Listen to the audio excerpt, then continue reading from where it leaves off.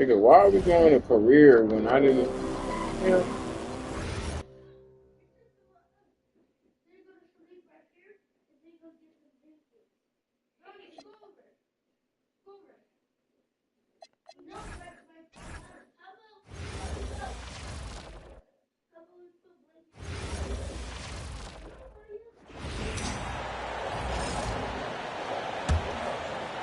We're just over 2.5 minutes into the second quarter. Cade Cunningham out there with Russell Westbrook. Then it's Kareem. Then there's Irving. And it's Unseld in at the four-man position. So that's the Hornets 5. Now, here's Cunningham.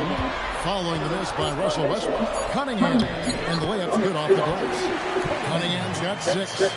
That's the 10th straight point they've given up in the paint. And you know,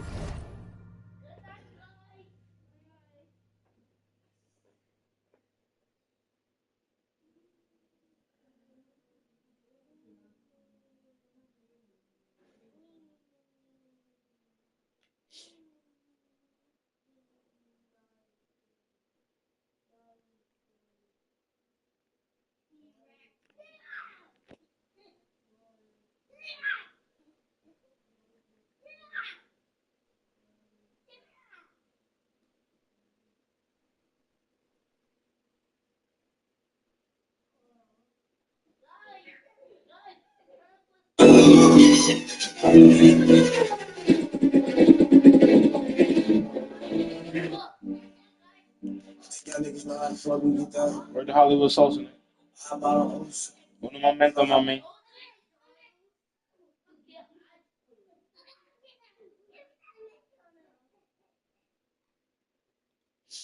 We gonna make him do it. You gonna lie for the other side. And the other side. We gonna make him do it. He don't come alive. When he come alive. Put him in the moon.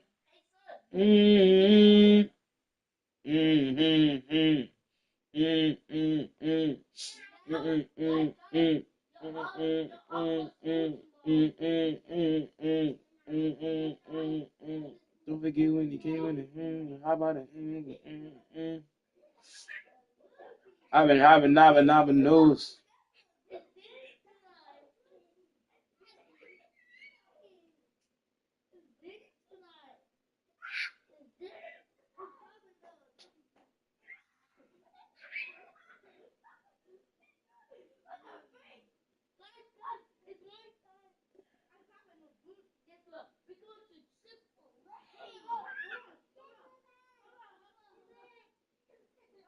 Rebound.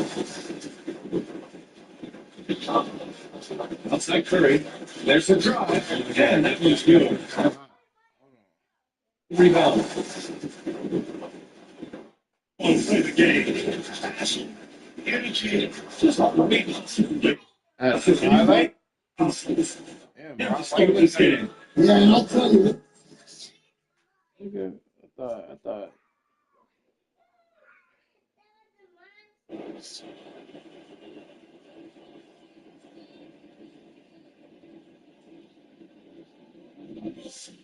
So to away.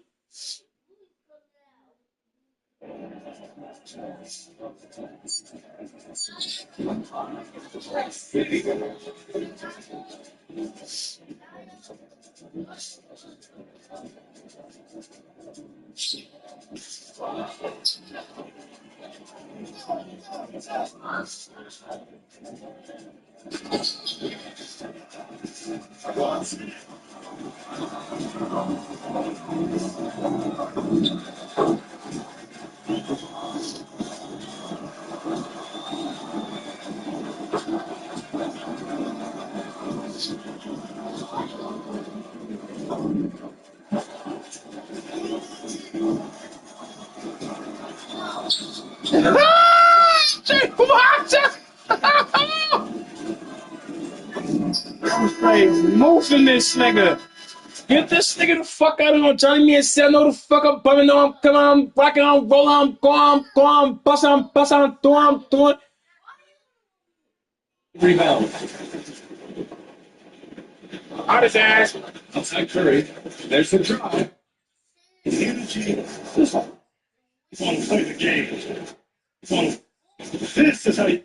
Here, ooh, here, this right here, rebound.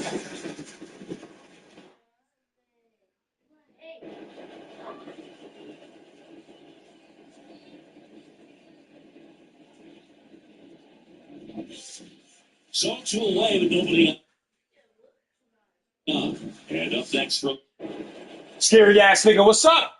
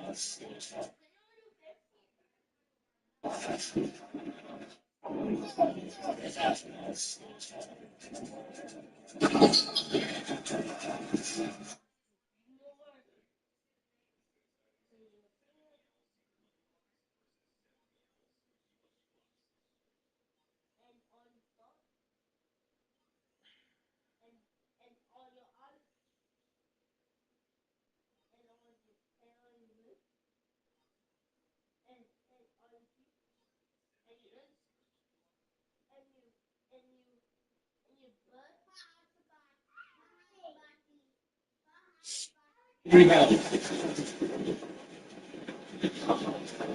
Outside Curry.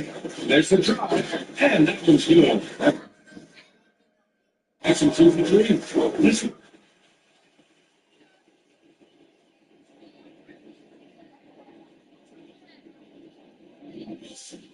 shot 2 away with nobody on. And up.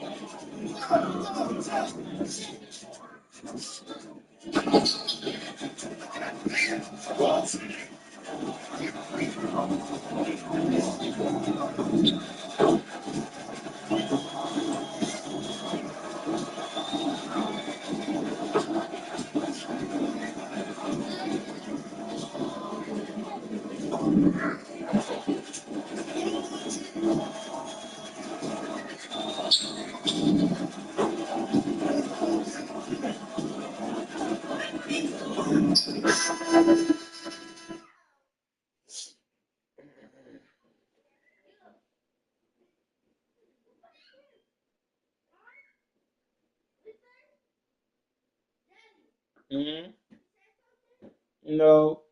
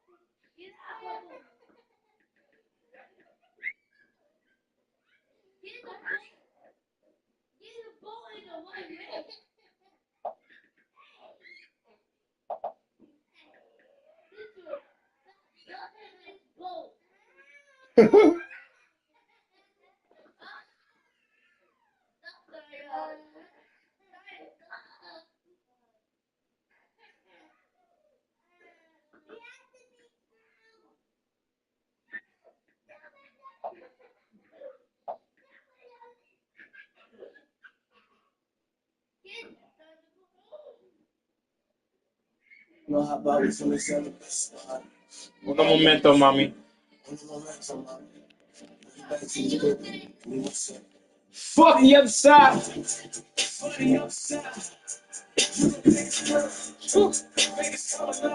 Woo. Love the other side. Love the other side. We gonna let them do it. We gonna come alive. When we come alive.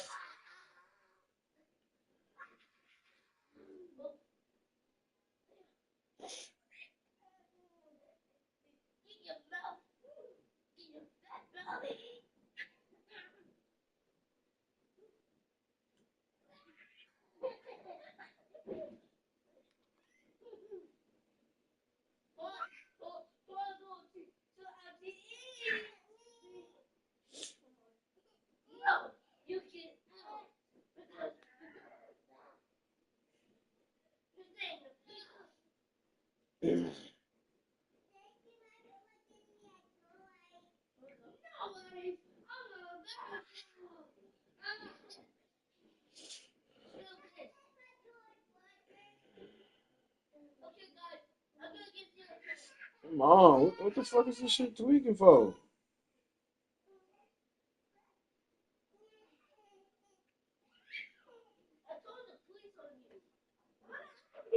Come on, bro. I haven't been on this kitchen forever, and now you want to start acting stupid.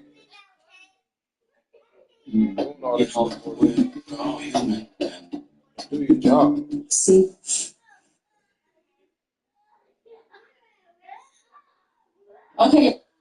Okay, y'all. So I got my hands on the viral podcast equipment that everybody's been talking about on TikTok, and we're gonna set this mug up on camera so you can see what all comes with it. Because for $39 for free shipping, baby, this is crazy. So the first thing that we're gonna start with is the mic holder, and I'm just gonna go ahead and screw this onto the desk. We got a nice little like tripod. I already got this one.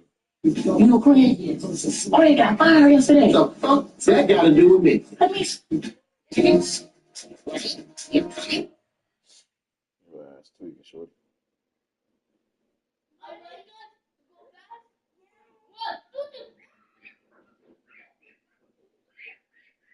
Yeah. She just wants some good and get some conversation. Fucking baby, get some compilation. Oh, fucking nomination. What the hell?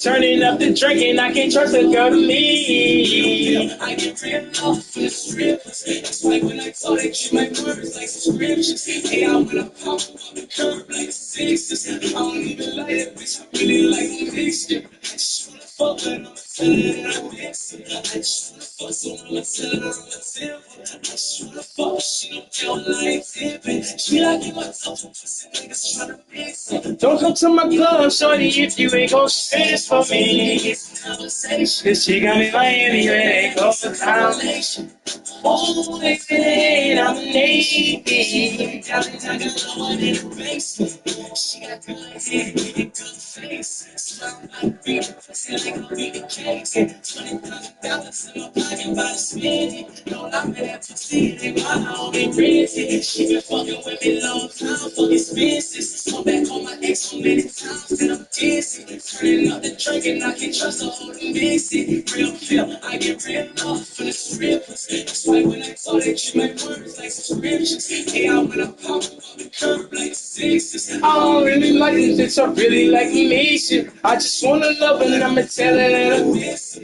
I just wanna fuck, so I'ma tell her I'm a tipper. I just wanna fuck, she don't feel like tipping. She like my tough pussy niggas tryna mix her.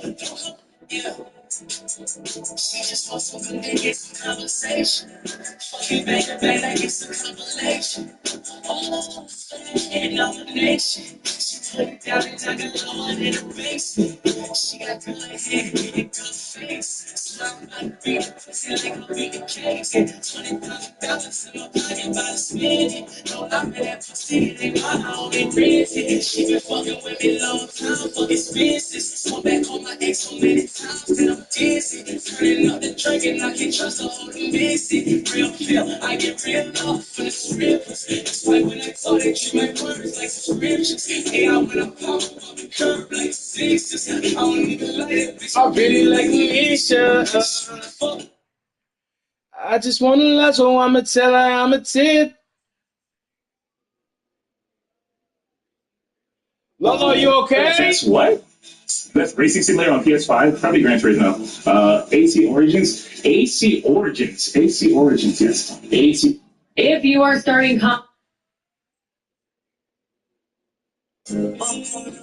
Baby, I'm taking it, take it, oh, take it, oh, take it, oh, take it there tonight. Take it, oh, take it, oh, take it, oh, taking it there. So baby, yeah. She just wants some good niggas, conversation. Oh, baby, I'm taking it, take it, oh, take it, oh, taking it there tonight. We're taking it there. Jemiah, you will be okay.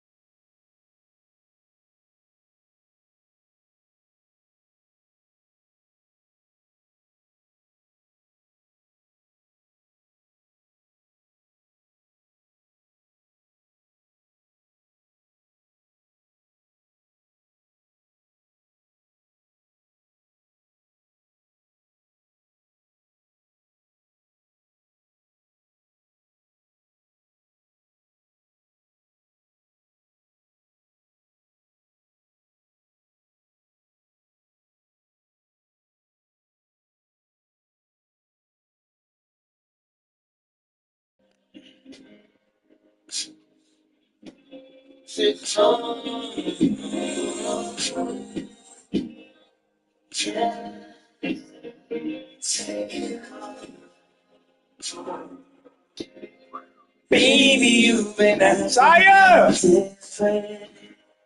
I can see you struggling with your feelings.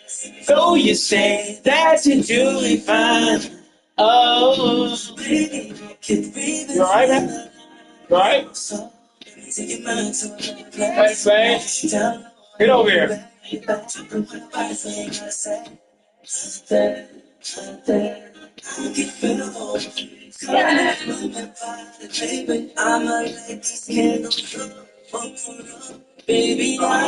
percentage is your phone at?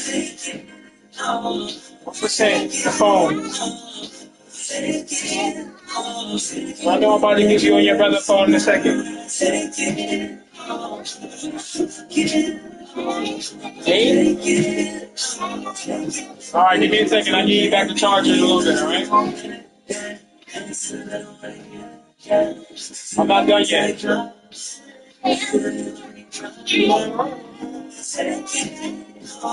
We're taking it there. Oh, I'll admit that I've been having chances. Haven't been giving you attention. It's been all in no play. Can you just make a little time for me? So, yeah.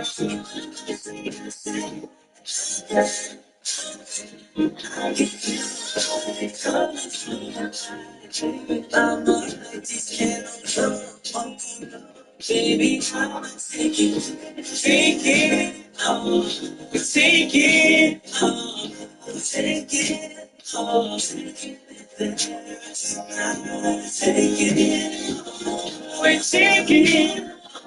it, we're taking it there. So baby, yeah,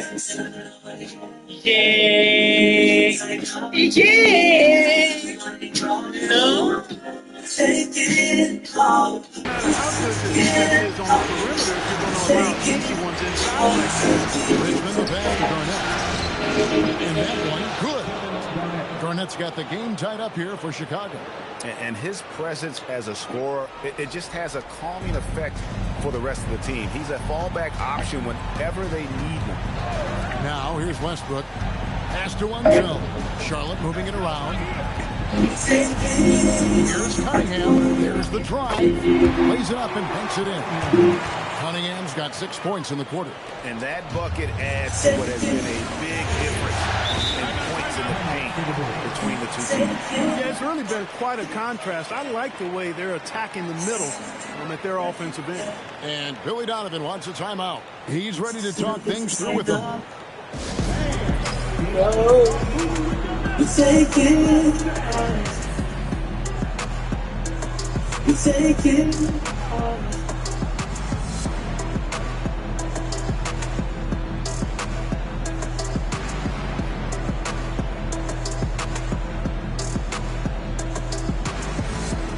I think fans has a huge impact on your mood and the overall experience of a home. It is that last layer that makes the home feel like it's coming to life for me.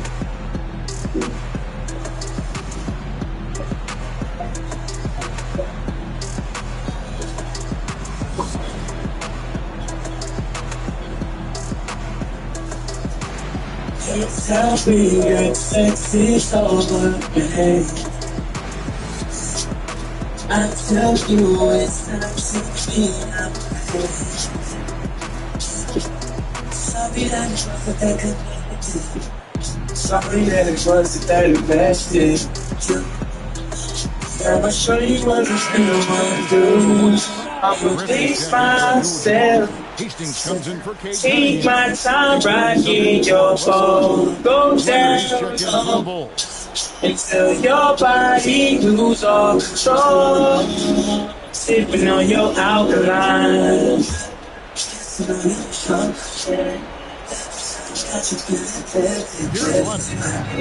Scoreless thus far. Miller left side. You're sick of the same old bit. Here, feel sexual. I just wanna come up in the deep end. I love when I'm saying yo. So let me show you what I'm real to. You face myself. Go down low, lose all control. Be sipping on your alkaline, kissing on your chocolate.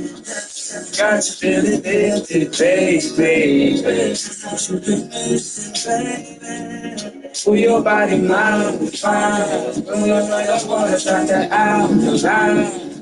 On the flooded, I'm fine. Drinking from your waters, drinking from your waters, yeah. Yeah, your body, mind, fine. You are your waters, try that out, line.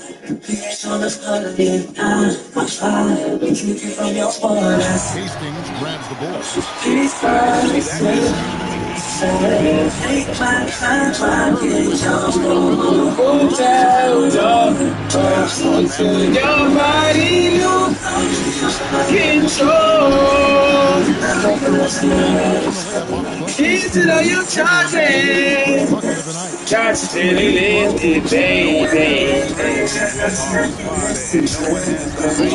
Oh, what's the man is saying? Come in. To me, it's sexual. To me, it's sexual.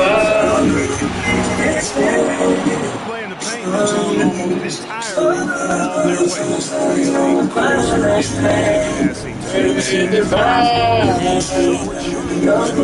After Chicago picking up a basket just moments ago. Outside Curry. The three. Wilt Chamberlain with the rebound. Bulls have gotten all but one of their 7 shots. Watson Auto Body LLC. Here's Leonard. She called her and he actually said the twins name me. Stadiums, dude. The right money movies aren't as absurd as you think. Good idea. I know there's some teams out there that would prefer to just shoot their way out of a slump, but, you know, getting a few to drop. For a limited time only, new iMart Express customers enjoy 40% off your first purchase during our Inflation Buster sales event. With iExams available and free same-day speed, you'll get your glasses in a blink, so you never miss a moment. Shop the sale today and get 40% off for all first-timers. It's one more way we're taking care of our customers with inflation-proof pricing. Gets a finger on it, but just can't quite come up with the steal. Clearly a careless pass. He got away with one there.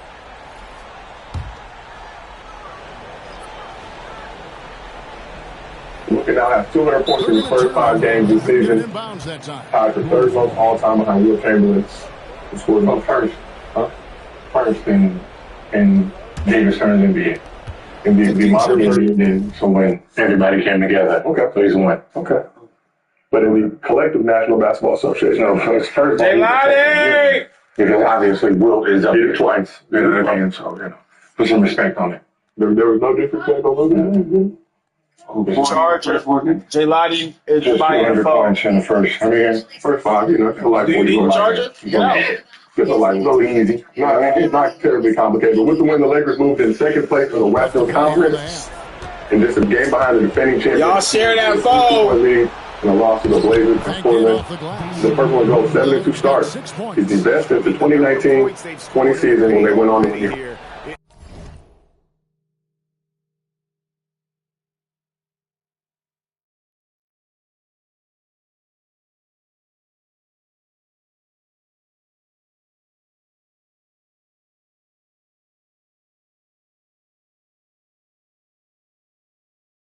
Is eye-opening. Whatever JJ's over there doing and you know, whatever that chemistry is, just keep it going because it's working. And then when Luka come back, he's never missing a step. So. With the third quarter soon.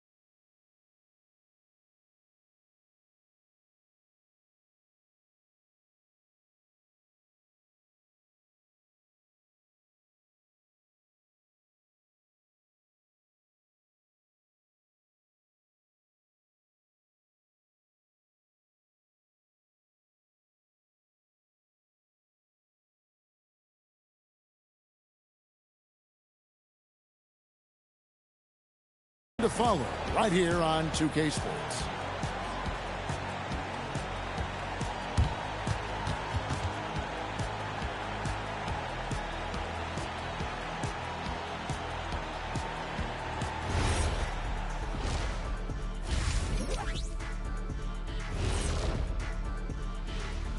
And as we welcome you to halftime, watching them on the offensive end, they did a great job moving that basketball. There's no surprise in those assist totals, how they reflect it.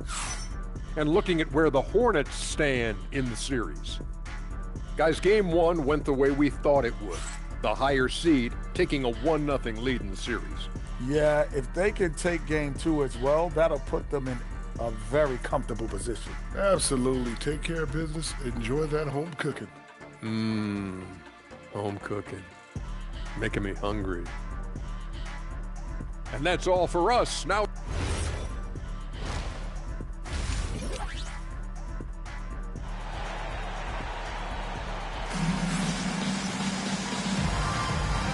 You are back with us live as we bring you continuing coverage of the Eastern Conference semifinals. Look at Kevin Garnett. What a contribution. He's done a fantastic job of finding open space to operate within the first few quarters.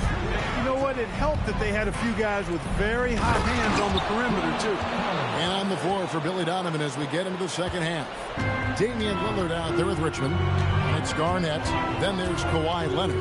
And it's Cowens in at the 5, roaming the paint. Here's Hastings.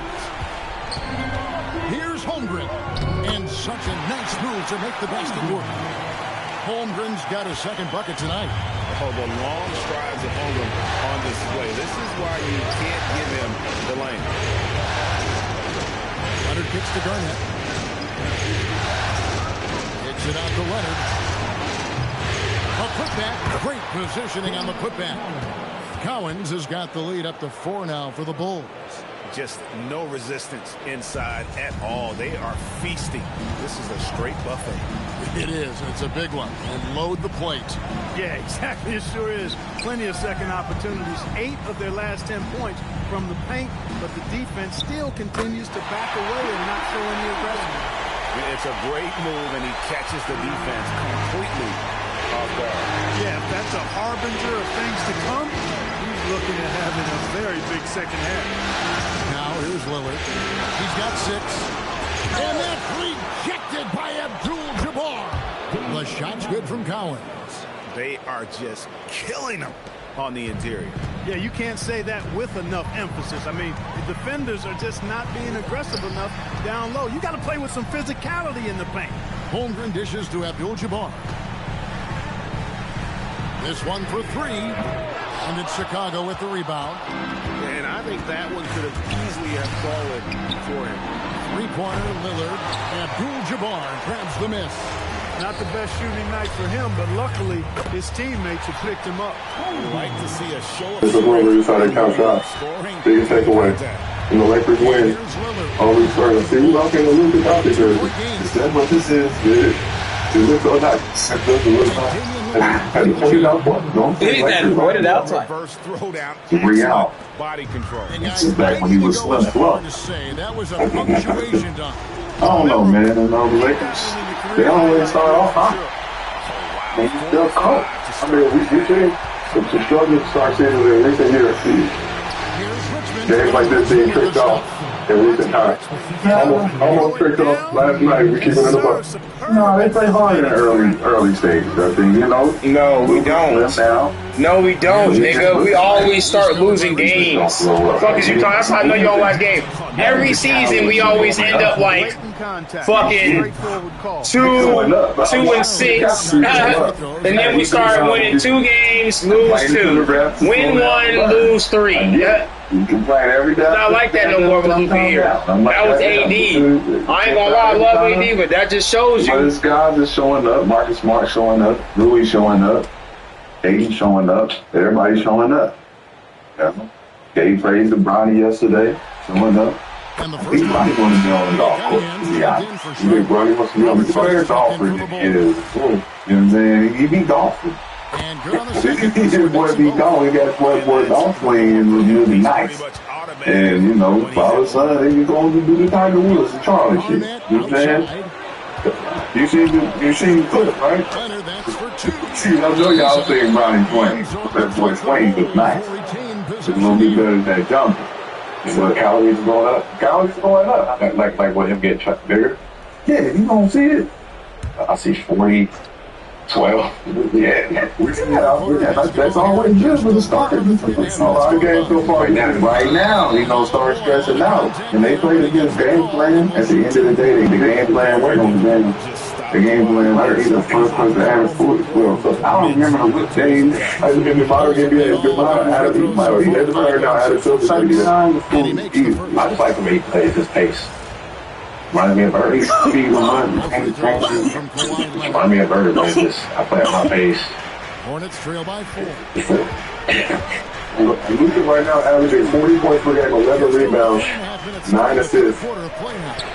First 5 games, it seems like he's playing at the Drew League, but in the NBA. No, the NBA is but it's not to make him shots, you know. We seen Luka do the game's not over yet. First time, but average 40. With the 40 to 5, this is Luka's stuff. This is the first time. The first player to average 40 to 5, but then the first 4 guys down there, but the fact was like consistent. Oh, like, I mean, okay, yeah, we've seen it, but you just still 40, 12, and 9. We see Russell Westbrook good. We see Russell Westbrook have like 40, 12, and 9. 30. This is how competitive Curry is. And not 40, not 40. Look at me. I mean, I'm not doing one game. No, we got it every game he plays. Yeah, like every time he's got a step on the court is 40. Yeah, you don't see that. You don't see that. You don't see over here pondering. You see that. Off target. Not supposed to make it be honest. I think James Harden averaged 40 in a month, maybe, but something like that. But 40? What the fuck against the 6? 59 seconds left. You go here 5 to 11 per month. So we were talking about those crazy. Okay. When they started hot, then they had to figure out what to do with that little bit. They had to figure that. Hey, we got a game plan against him. Like, it's hard. Yeah, it's hard to game plan against Luka. Yeah, but what has anybody ever game plan for Luka to stop Luka? Like, what has anybody think the game plan? Luka walking. You said walking?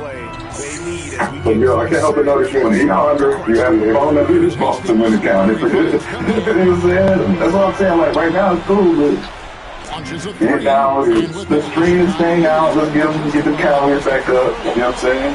Let's watch this defense, you want to go a little bit, put some pressure on you. Let's go that happen. Later, a little bit, yeah. Later, 37 again, game behind the Thunder for the top spot. So 9 games in, he's averaging. 9 games, so 10 games in, he's averaging 40. Played 5 of those guys live. Okay, with the finger sprain alone, he took the week off. He took the week off. He took the week off. Man injured. It's Saturday, that makes a lot. Now, taking the week off.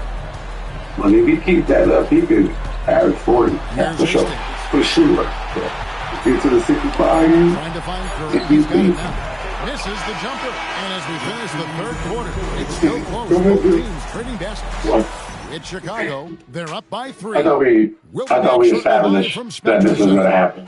You know, when everybody was calling him fat, and he was averaging 28, 8. Just talk, bro. You know how like everybody like they trying to make a point, just talk. And being fat, motherfucker. And he was averaging 28 and 8. And it's he was averaging 28 and 8 as a fat man, and everybody thought that was like he's being shot as a fat man. 28 and 8. Y'all was straight to forget that when he was fat, and y'all was calling him fat. And the Edward lost, and he lost, but he averaged 33, 9, and 8. And it was for the flat. And I'm like, damn, if Anthony Edwards is skinny and in shape, and he's getting outplayed by a fat man, what happens when this fat man decides to get in shape? What happens to do that? That he had. That man is in shape. What is the fat? What does the in-shape man have right now? Slim down. Slim down, not the fat. What is the slim down man? So Slim Slovenian Jesus, averaging 40 points, 11 rebounds, 9.2 assists in 5 games this season. And we try to figure out why. He has the win game, 40 because the number sounds like crazy. But man, crazy this up. But 40 points, 11 rebounds, 9.2 assists. So 50% from the field catching track. So nothing about an overweight, out of shape man averaging 28 and 8. Nothing in the brain of a basketball player says, man, this shape, this is about to be crazy. That shit about to be insane when he actually is in shape. When it counts. You know, they want He used a moment in time when he got injured and missed those games and got out of shape, and then came back out of shape and was doing what he was doing. So the fact that he went into the summer, got his body healthy, they seen what he did, and what we heard because we didn't watch those games. Well, we heard what he did, and I watched it because he got busy. Right? Did he not get busy? Or he got busy. I wrote it. What we're seeing is what we thought was going to happen. It's a simple ask. We can see this, right? And Wimby said something that I was saying, and it took me a 12-hour video of Kyrie when I was just watching his highlight of him, watching his movement. And I had him, Steph Curry up there, and I'm just watching their highlights, and I said, God damn, they mastered their craft. Kyrie, what he was great at is he's mastered. You know, I said, Luka looks like he's mastered his skill.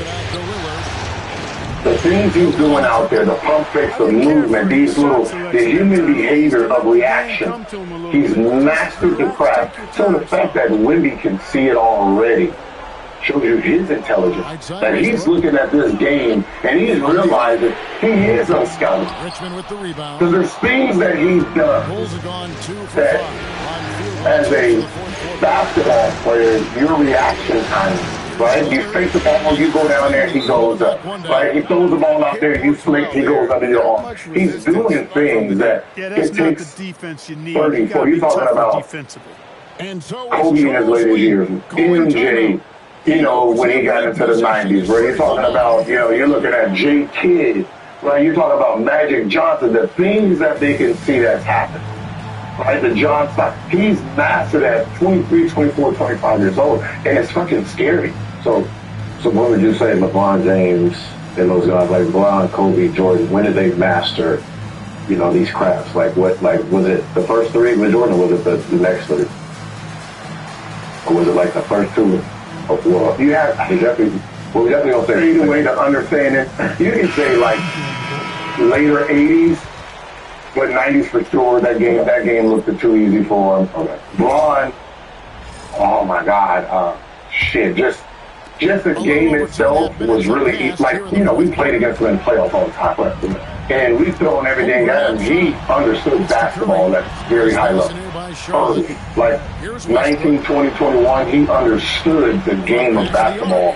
Like it's really early. Did you say Magic Johnson playing the earliest? Yeah. Like if I go back, you can see Magic understood basketball. Like it's like Magic, like the Europeans understand the game. That's why they can use your, like no matter how fast they are or slow, whatever, they can use your momentum. Like when you start doing that, right? Like, okay, he's coming really fast. Let me stop. Let me move. Like when you start seeing players do that, and they start using the defense against them, you're like, okay, they're mastering the human behavior of basketball. They want the ball in his, you know, and same thing with Shea. Like you can see them bump. Like he's using, like when you can just not foul that easy, you understand. That's where Brunson comes in. Those are masters of games. He's a master class at a step back. To the point where they were so scared of his step back, they started stepping behind him on defense. Like Bill Delaney, he don't want him to do the step back because he mastered something. A lot of guys didn't master a lot of things in the 90s. They just had this overall game. There's only a few people that have mastered. These kids are taking their one ability and they're mastering it early. Now Curry. He's not the shooting. Like it's, you know what I mean? Hit that shot off. He understands.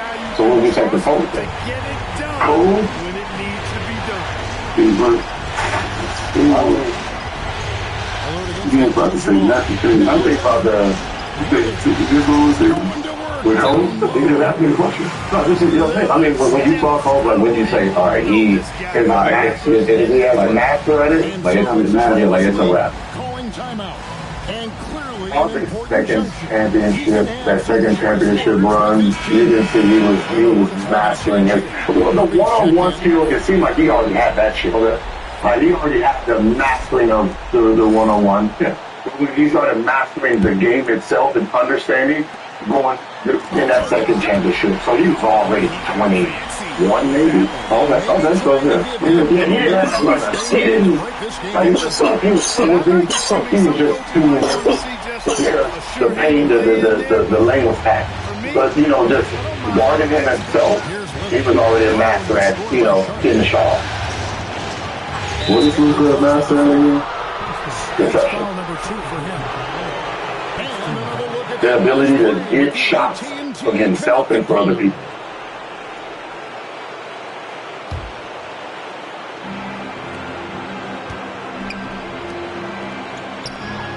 Got 1:18 left in the fourth quarter. You know, Luka has a master of the game. I didn't want to know. I just thought master of deception. This is the season that he's back. He's the season. Season that he's slow, but he's not. Carrying away well. 40-11 and 9. 5 steals last night. He was blind, Bert. Like his skill set is not like Larry Bird, like Larry Bird has. Stop, Nick. What's wrong with Larry? I'm just saying, man. I'm just saying, they play like that. To make you think I'm moving there so you can move there so I can move this way. Like, I'm going to go here, like, master. Look at master. That's the strange. You out there doing it, ain't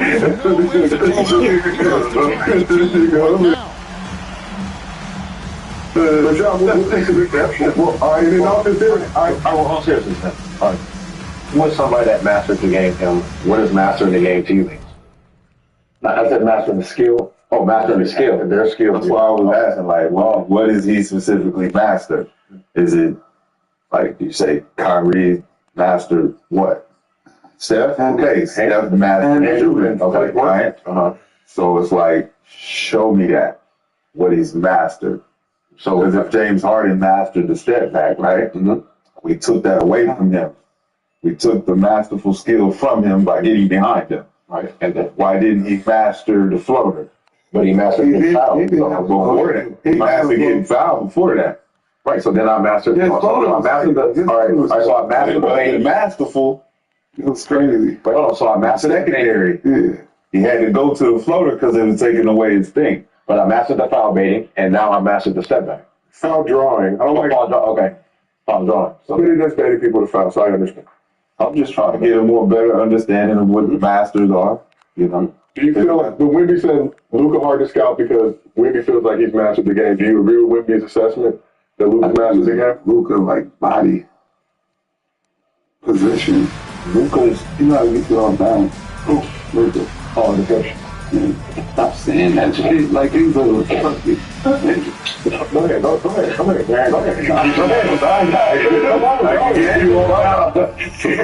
I got you going that way. I get him position. He's in position. What did they say? Luka Magic.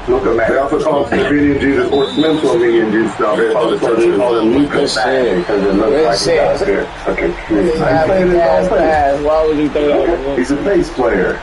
Okay. Beat him up. I mean, I look at the defenses that gave him trouble. He's still average. He's average. You know, I don't think it's about points when it comes to him. Because he's like KD, he's like certain.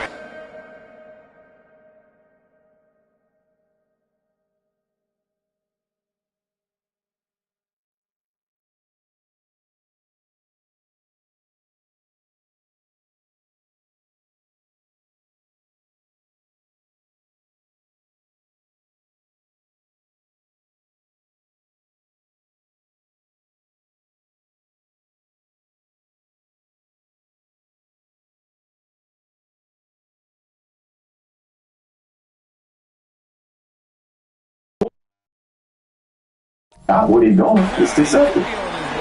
But in also said, looking for 29, 9 rebounds, 8 assists.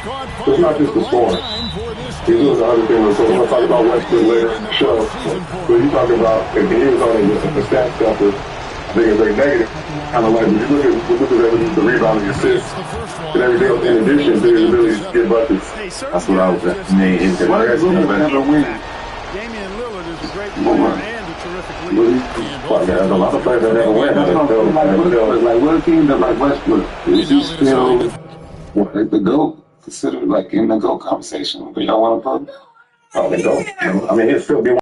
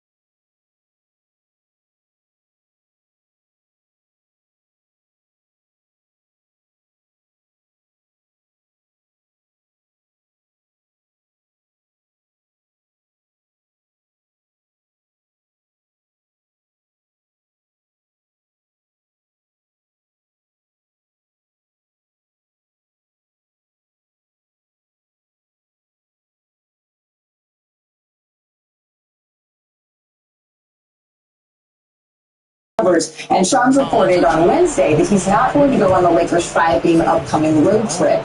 But what is the latest that you're hearing here, Shams, on his recovery and his progress? I think has been fully cleared for full contact basketball activities, and the Lakers will be evaluating him in about 1 to 2 weeks. So, like you just mentioned, Malik, he won't be traveling on the Lakers' 5-game, week-long road trip that starts in Atlanta this weekend. But this now sets the stage for him to progress to 5-on-5 live action, potentially as soon as next week, maybe with the G League South Bay team. He hasn't been individual work. I'm doing some one-on-one action recently, but the next step for him is to do 5-on-5. It could come next week, or when the Lakers come back from their road trip on November 16th, then maybe you see him getting to the main team. But the Lakers and LeBron James are still opting that he will be making a season debut at some point here in November, around mid-month. But this is in uncharted territory with a player that's about to turn 41 next month and in year 23. Oh yeah, 1 to 2 weeks is what you posted on social media for a reevaluation, so we are inching closer to seeing LeBron James make a historic debut this season. Shams, thank you so very much. I want to bring it inside our Los Angeles studio here with Bobby Marks and Kendrick Perkins. Perk, we're here one step closer to seeing LeBron after what we saw last night. I bet we are. I want to come back too. After watching the Lakers look like why you always do that, bro? After watching Luka playing the way that he's playing at the MVP level, Austin, I am him, Reeves doing his thing, playing at the NBA level. When LeBron gets back, it's just going to elevate the Lakers even more. Now, I believe he's going to take a lesser role. Right, I believe he's going to become the third option on the team behind the best duo in the league, and Austin Reeves and Luka Doncic. That's what I do believe. I don't know about that. And that's okay. I mean, look, we could debate this another day. Here's why I'm saying this. LeBron James could impact the game in so many areas. Do I think he needs to be the primary ball handler? Absolutely not. But we can see LeBron James at the 4 position, being a screener, being a roller, right? And being a guy that could play off the ball or spot up 3-point shooter. His percentages have been up through the roof his last 2 years. So when I say a lesser role, I'm just saying not dominating the ball as we've grown accustomed to watching LeBron dominate the ball, because he got 2 guys that he trusts, Luka and Austin Reeves. I think what's it going to do to the starting lineup? I think that's going to be the biggest question. Sure. You're probably going to see Mark Smart likely come off the bench now, who's now been starting. You put LeBron next to Jamar. It's basically the same lineup we saw last year. Now you just take Jackson Hayes out and put DeAndre Ayton there. But here's the deal, Brooke. If you can acquire a player in November and give up nothing, Yeah. who averaged 24, 8, and 8 last year, you would do it, and he will fit in seamlessly here. I think the best thing also is that they've had 7 different starting lineups to start this year in 9 games. It's almost a blessing in disguise that he's been out because it's given J.J. Redick a lot of optionality to kind of mix and match as far as what the process. You know what else is giving J.J. Redick an opportunity to do? Develop something that the Lakers haven't had in 5 or 6 years, in identity and culture. And now Braun is sitting back and saying, man, you know what? We actually got something.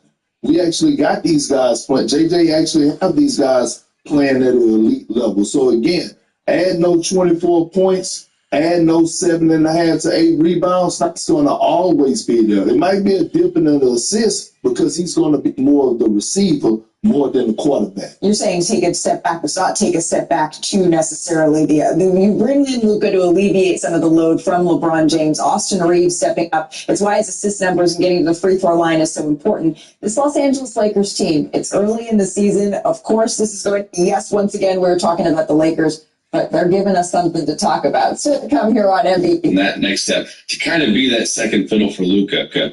A guy like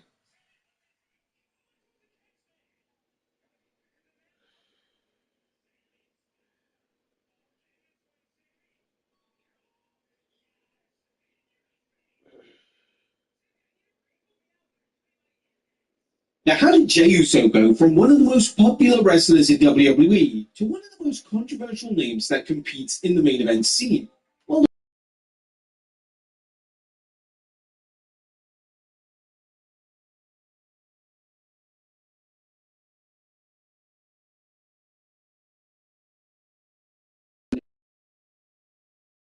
join us now as WrestleMania looks at where did it all go wrong? The Jey Uso problem. Be sure to subscribe and hit that notification bell for daily wrestling videos. Main event Jey Uso. Now in 2020, WWE needed an established name to feud with Roman Reigns. Reigns had just started his epic heel run, and the name WWE decided to go with was Jey Uso. This was a huge risk, as Jey wasn't known for being a single star, and WWE's reasoning was mainly due to the family ties between both men. Jey would be the babyface in the feud, and to say that he over-delivered in the story would be an understatement. Jey had a number of PLE encounters with his cousin, and each of these were outstanding. Jey didn't just bring it in the ring, his storytelling was magnificent, and in the space of 2 months, Jey went from a tag team wrestler to one of the most grounded, likable, and driven characters in the entire company. Jey's work was so strong during this point in time that there were calls from fans to see him win a world title, and these calls were completely justified. But weirdly, WWE wouldn't continue Jey on the singles babyface path, as he would quickly rejoin Reigns, and he would mainly begin to wrestle in tag team matches alongside his brother Jimmy once more.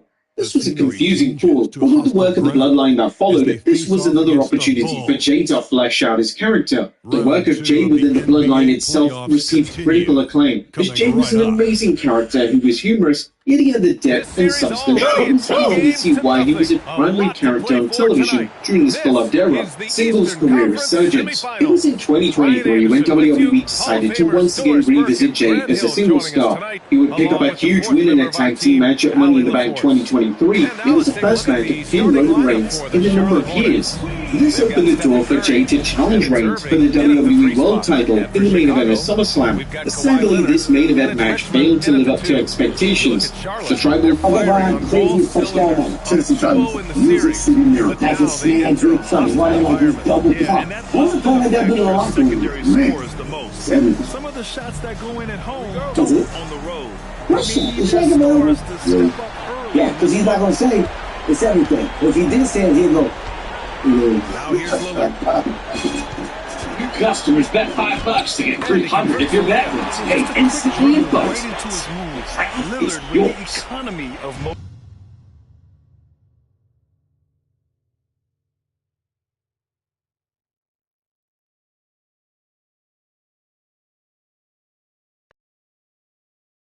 lost all their chemistry.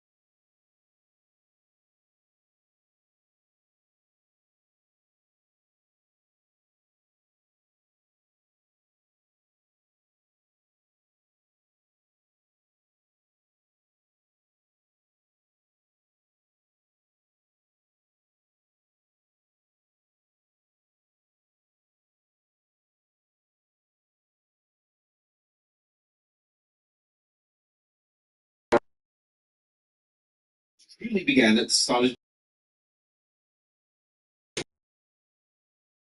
it was a popular suggestion for the winner of this match, especially because fans had seen him challenge for the world title just 1 week prior, and his matchup with Gunther was insanely disappointing. It was said that the initial plans for the Rumble were to see CM Punk win, and this is exactly what fans wanted, but WWE ultimately decided to go with main event Jay. The backlash to the win was substantial, with the YouTube dislikes speaking volumes, and the crowd were questioning what on earth WWE were thinking. Jay was insanely well liked by the audience, but they didn't truly want to see him wrestle for the world title at WrestleMania, especially against a man he had zero chemistry with. The build to Jay versus Gunther at WrestleMania was uninspiring at best, as WWE would have basically had Gunther act as the voice of the internet by claiming that Jay can't hang with the main eventers. It was even rumored that Gunther wasn't happy with working with Jay again. And this was the point in time where Jay was picked apart for his in-ring work, with fans questioning if he had what it took to be a main event attraction and deliver classic matches on a monthly basis. Fans were also quick to call out Jay for botching basic spots, and this became so prevalent that WWE worked this into a storyline with Gunther, which goes to show just how aware WWE became of the online criticism and resentment towards him. WrestleMania 41 arrived, and the match itself was nothing special. As expected, Jay won, but he won with a sleeper hold of all things, which was rather random as this wasn't even Jay's finisher, and Gunther being choked out wasn't the best look for the ring general. There was immediate concern that Jay wasn't going to be able to have good matches as champion, and they even decided to give him a brief reign of 51 days before he unceremoniously dropped the title back to Gunther on Raw. In the months since Jay dropping the title, he's been greatly overexposed by WWE, as he hasn't left the main event scene in any capacity. WWE's attempted to flesh out his character by showing inner turmoil, but this has confused those that support Jay, and it hasn't really impacted his reactions on television. When Seth Rollins went down with an injury, WWE would then have a battle royal to determine who would face CM Punk at Saturday night's main event, and the winner of this battle royal would be Jey Uso. Fans were urging WWE to go with the LA Knight, but they once again went with Jay. The backlash to this was even worse than the Rumble win. The YouTube upload of the match was one of the most disliked videos WWE have ever uploaded. The backlash was the talk of the wrestling world, and it was clear that the internet fans were sick of Jay, wanted to change the scenery in the main event picture. Weirdly, these reactions once again weren't felt in the arenas, as the crowd still loved him. However, it was argued by some of Jay's biggest critics online that the Yeet chant was over, and Jay himself wasn't over. Whether this is true is up for debate, but it's extremely rare to see the internet reaction to a wrestler fail to translate to the weekly crowds. The match versus CM Punk was a TV match at best, and one notable spot in the match saw Jay botch a neck breaker. This upset Punk so much that he kicked Jay right in the face. Jay received a ton of criticism for the quality of the match, and specific criticism was directed at the botch itself. Coming out of Saturday night's main event, WWE fans were urging WWE to give Jay's main event push a rest and reunite the Usos on a full-time basis. So what exactly is next for Jey Uso? Based on Raw, it appears that the main event push of Jay is continuing for the time being. Jay is said to be part of Team Punk at Survivor Series War Games, and Jay's inner turmoil is likely going to be the main story for the match. Will Jay turn heel and side with the Vision? We can certainly expect more melodrama between Jay, Jimmy, and Reigns during the TV episodes leading up to Survivor Series. And while some fans believe that WWE need to move on from the Bloodline story arcs, it's appreciated that they're attempting to reignite some of the fire within Jay's character. That's unlikely to lead to a heel turn, as it ultimately makes no sense. Does Jay need a character reset? Well, sort of. The character work is there, but a heel turn isn't needed. Jay is so over with the audience, and he sells so much merchandise that it would make zero sense to turn him heel. What Jay needs is a break. Not a break from television or WWE, a break from the main event scene. Jay has been in countless world title matches, and fans are sick of the sight of him in those matches. A reunion with Jimmy is a smart move, especially with the Raw Tag Division truly struggling with top tag teams. The Usos reuniting in the division would instantly elevate the division, and then feuding with AJ Styles and Dragon Lee sounds like a fantastic program for television. And they could always revisit the Jay main event push down the line, but him taking a step back from the main event picture wouldn't diminish his popularity. If anything, it'll make him even more popular. Those fans that are tired of his antics on television will get to see him in the tag division for an extended period, and then when the time comes that Jay is competing for the world title again, it may feel fresh and unique. Now, let's face it, it's common for fans to get tired of the same wrestlers in the main event scene over and over again. With Jay, it's been a combination of bad booking combined with poor matches that has doomed his main event run. It goes without saying that Jay is still an incredible talent, and WWE is lucky to have such a popular name on their roster. However, if they continue with his current presentation, it wouldn't come as too much of a surprise to see those fans who cheer for him begin to resent him, and this should be something that WWE should look to avoid at all costs. What do you guys think? Is this the right answer for Jay? Let us know in the comments down below, and I'll see you next time with some more wrestling content.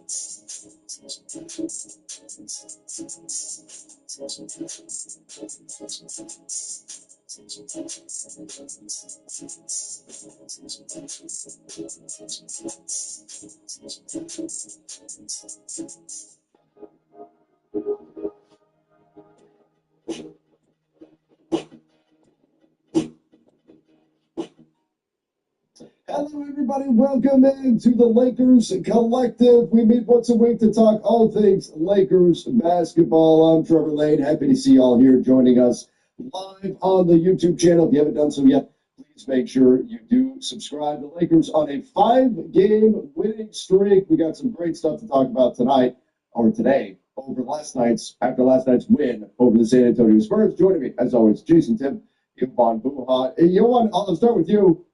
You are gutting it out here, my friend. The Lakers have dealt with a number of injuries. We've had guys sitting out due to load management. Jovan says, I'm not about that life. I'm here no matter what.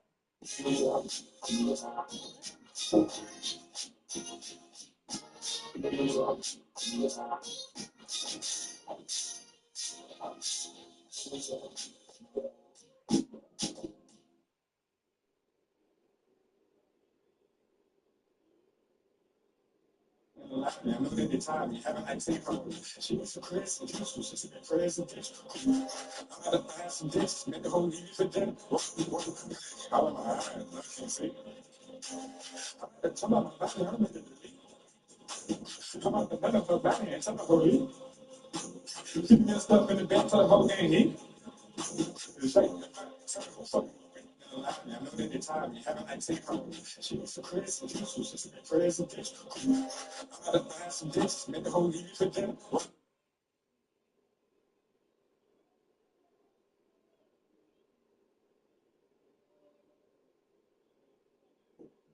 I'm ready to roll. I've certainly been better physically, as you can hear in my voice, but the Lakers are the number 2 seed in the West right now, and things are going well. They certainly are. Again, that 5-game winning streak. Jason, let's just dive right into it. How are they doing this? They've played 9 games. They're 7-2. Austin and Luka have played together a total of 4 times. LeBron has played 0 times. They've had 7 different starting lineups. How is this team 7-2 right now? Man, well, first of all, Jovan knows today's the day where we start talking reckless about the Lakers. So he wasn't about to miss this one by any stretch of the imagination. Well, I think they cleaned up some margins, which I think have helped. Like they have a 70% defensive rebound rate in this 5-game streak, which was considerably higher than where it was in the first 4 games. 120 offensive rating, that's really the story.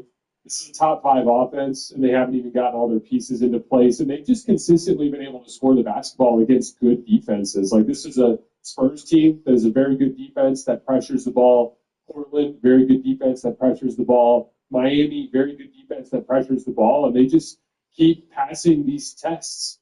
They have their 10th in turnover rate during this 5-game span. To me, I know that doesn't sound super impressive in a vacuum, but when you look at the types of teams that they've been playing in that span and the level of ball handling that's been available to them in that span, I think it's super impressive. They've also been turning opponents over. They're 9th in opponent turnovers per 100 possessions in this 5-game span and 8th in scoring points off those turnovers. They're getting 21.4 points per game. Lots of defensive playmaking from guys like Marcus Smart and even Luka Doncic, who had 5 steals last night. They're just like, they're combining the talent level with really solid basketball execution on both ends of the floor and winning in the margins. Like, they're top 10 in both second chance points and opponents' second chance points in this 5-game span. That's a margin that they're getting every single game. They're scoring in the paint at will. There's just a lot of really strong metrics. This is the last thing I'll say about it, because, like, when I look at contenders,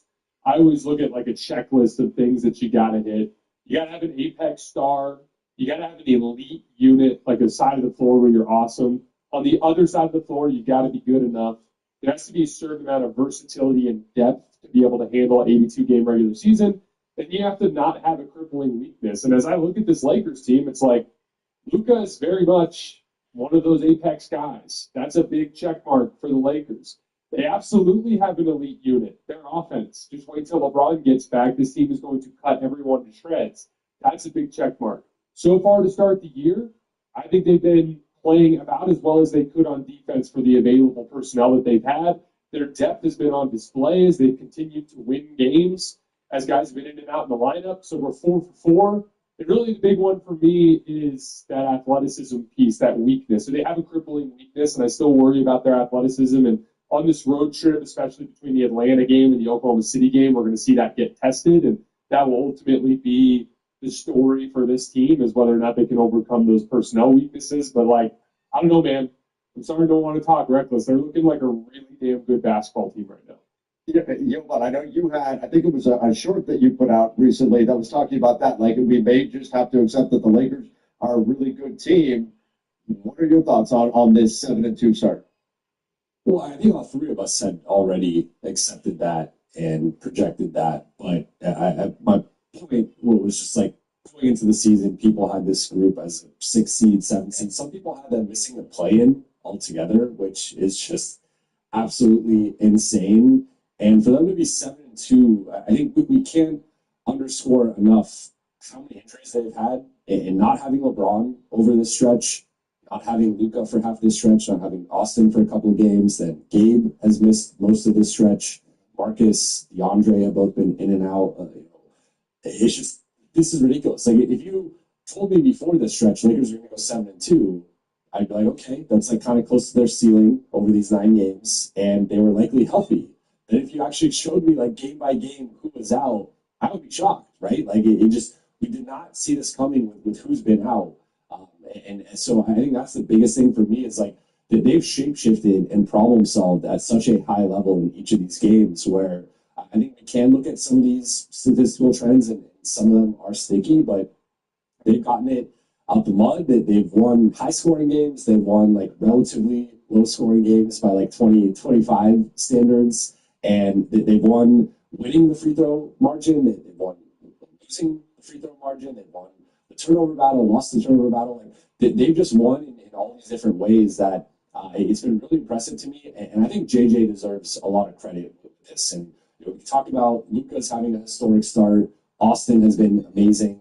And then all the new guys have hit as well. But JJ has been obviously one of the through lines here, that regardless of which players have been in and out, JJ's been the one leading and coaching them. And I think he's largely pushed all the right buttons with the rotations and the lineups and the schematic adjustments and the game plans. I thought he had a brilliant game plan for Wemby. And the fact that they went smaller against him, were really physical, pushing him out. His catch points were, instead of trying to get the ball at like 12 feet, they were pushing him out 16 feet, 18 feet, and making him uncomfortable. It's probably the second best defensive performance against Wemby this season outside of that Phoenix game. So I just think JJ's pushed all the right buttons, and he deserves a lot of credit as well. Speaking of JJ going smaller against Wemby, we did get a super chat here that segues nicely into this. Running Hood Sports said the half Lakers are the second best team in the NBA. I wish Rui's name was left out of trade talks. Rui won that game with his clutch 3 and the Wemby charge. Jason, what are your thoughts? You and I talked earlier in the summer about the Lakers need to upgrade on the wing and potentially looking at, like an Andrew Wiggins or someone like that in place of Rui. What did you see out of Rui last night against Wemby? He wound up in one-on-one matchups with him quite a bit. And what are your thoughts on Rui so far this season? What can that mean for the trade possibilities moving forward? Yeah, I was actually thinking about this this morning as I was watching the Heat Nuggets game because I ended up getting another up close and personal look at Andrew Wiggins, who's been awesome to start the season. And, I think it's complicated because I think two things are true. I think Rui has been absolutely indispensable to start this season. I have some absolutely outrageous Rui Hachimura stats. He's 16 for 23 on unguarded catch and shoot threes. That's so ridiculous. He's shooting 17 for 24 from the mid range, and he's shooting 68% at the rim. Out of 22 players in the NBA to log at least 40 spot-up possessions, Rui's 1.56 points per possession in spot-ups is far and away number one in the entire NBA. He's hooping his ass off. We can give him credit for that. The second piece of it is, though, when LeBron James comes back, his role fundamentally shifts. Right now, he's playing all of his minutes in his natural position group there at the power forward spot. And in order for him to play alongside LeBron, he's going to have to play more on the perimeter on defense. He's going to function more as a small forward. Now, as a team, they will counter that with different, like switching concepts and ways to prevent Rui from having to track shooters over screens and stuff like that. There's certainly ways to address that. My thing is, as amazing as Rui has been, I think the decision about whether or not you look to move him comes down to where things are in February, when we have a much larger sample size of what Rui looks like playing more of his minutes at the 3 versus at the 4. And also, what's available. We may get to that point, and we may be like, damn, 2 second-round picks plus Maxey plus Gabe equals this guy, and we'd rather have this guy plus Rui than Andrew Wiggins. You know what I mean? Or we may get there, and we may be like, Rui, as he slotted to the 3, some of his defensive shortcomings have come to the forefront. He's starting to slip out of the rotation a little bit because Jake LaRavia and Marcus Smart are winning some of his minutes. Now he's a little more inconsistent. Maybe we need to look at a legitimate starting lineup upgrade. So my thing is he's been awesome. There's no way to possibly oversell that. He's literally been off the charts good. But this is a very different role than he'll be in when LeBron is healthy, so we need to see a lot more before we make up our minds on that front. You're the same cautious optimism to a degree on Rui Hachimura, obviously give him credit for what's happened. But, maybe concerned if he does get slid back to the 3. Yeah, I mean, I've been on record going back to the summer that I felt the 5th starter spot should probably be Marcus Smart's based on the roster construction and that it was no shade at Rui. And Rui's been awesome. That's the tricky part here. The thing that I have continued to say with Rui is just he's a victim of roster construction and just kind of team construction here, where I got a super chat last night that someone along the same line, so it was highlighting Rui's defense against 4s and 5s, and I acknowledge that, and I want to be clear that he was he defended Wemby, I think, as well as anyone else did last night, in terms of Lakers defenders. He was physical with him, again, pushing him out from his ideal post positioning and whatnot. The issue is that when the Lakers are whole, they have 3 other starters who are best at the 4 and 5 defensively, with DeAndre Ayton, LeBron James, and Luka. Obviously, with Luka more as a 4, but those guys are occupying the same spots, and those guys are just ahead of Rui in the pecking order and going to be starting, or at least in the hierarchy of the starting group, ahead of him. So that slots him far more as a perimeter guy. And I do think, at least up to this point in the season, we've seen a lot of the same concerns with him in terms of screen navigation, just general off-ball defense, tracking guys, tracking shooters. Those things continue to be some of the weaker points for him defensively. So I think 2 things can be true at once. Rui has done his job, and he has thrived in the current role. But his current role is not his projected role moving forward in terms of right now he's the starting power forward on this team. When LeBron is back, he's not going to be the starting power forward. He'll be the starting small forward, and that is playing him out of position. So I know we were going to touch on the 5th starter thing. We can get a little bit more into it, but I think he's playing great, and I do want to highlight and acknowledge that I just think there are some questions about once LeBron is back, it does, I think, impact Rui actually the most of anybody. Yeah. This is an interesting point you're making, Jovan, because I think there's a conversation to have about should the Lakers avoid trading Rui, not so much because it's the best thing for this team. Like, in my opinion, if you were to move Rui for a guy like Andrew Wiggins, who plays the small forward position professionally as a two-way wing who can play, and he's shooting the hell out of the basketball this year and doing all sorts of good stuff. To me, that makes the team better for this particular season. But I do think there's a clear sample size here that goes like, hey, like, is Rui maybe the 4 for when LeBron's gone? And that is where it gets more complicated, because, like, if Rui's the 4 when LeBron's gone, then you can't trade him for a small forward, because then you're just going to open up a hole a year or two from now when LeBron's finally done playing. So, if anything, it's not so much that he's played himself out of trade conversations for the sake of this season. It's more so just for the future. That's a great point. And I think it ultimately comes down to you're not going to trade Rui just to trade Rui. You're not going to trade Rui just for a lateral, because he's too good for that. He's too important to this team for that. And when you add in that future piece, I think that certainly matters for the Lakers' decision-making. But if there is a move out there that they think can help them win right now, I don't think Rui being a piece that gets added to the deal would be something that would prevent them from doing it. They think there's something that could really put them over the top. Let's get to this here, because I think this brings us to a larger point. We're talking about this 5-game win streak that I want to get into. Says adding Thero and LeBron to this, along with the consolidation trade with Dalton, Gabe, and Maxey, really improves our athleticism defense. Could be as far as a 12-deep team that can box and match. I wanted to talk about the depth of this team overall. I know there's going to be a lot of talk about consolidation trades, and of course we've got a long time until the February 5th trade deadline, and the athleticism the Lakers could ultimately add. But where are you guys at now, as opposed to where we started the season, now that so many guys have had to step up into a variety of roles, oftentimes in roles that are frankly a little bit above their pay grade, and still found success? Where are you guys at on the depth of this roster, and is that something that will need to be addressed long term?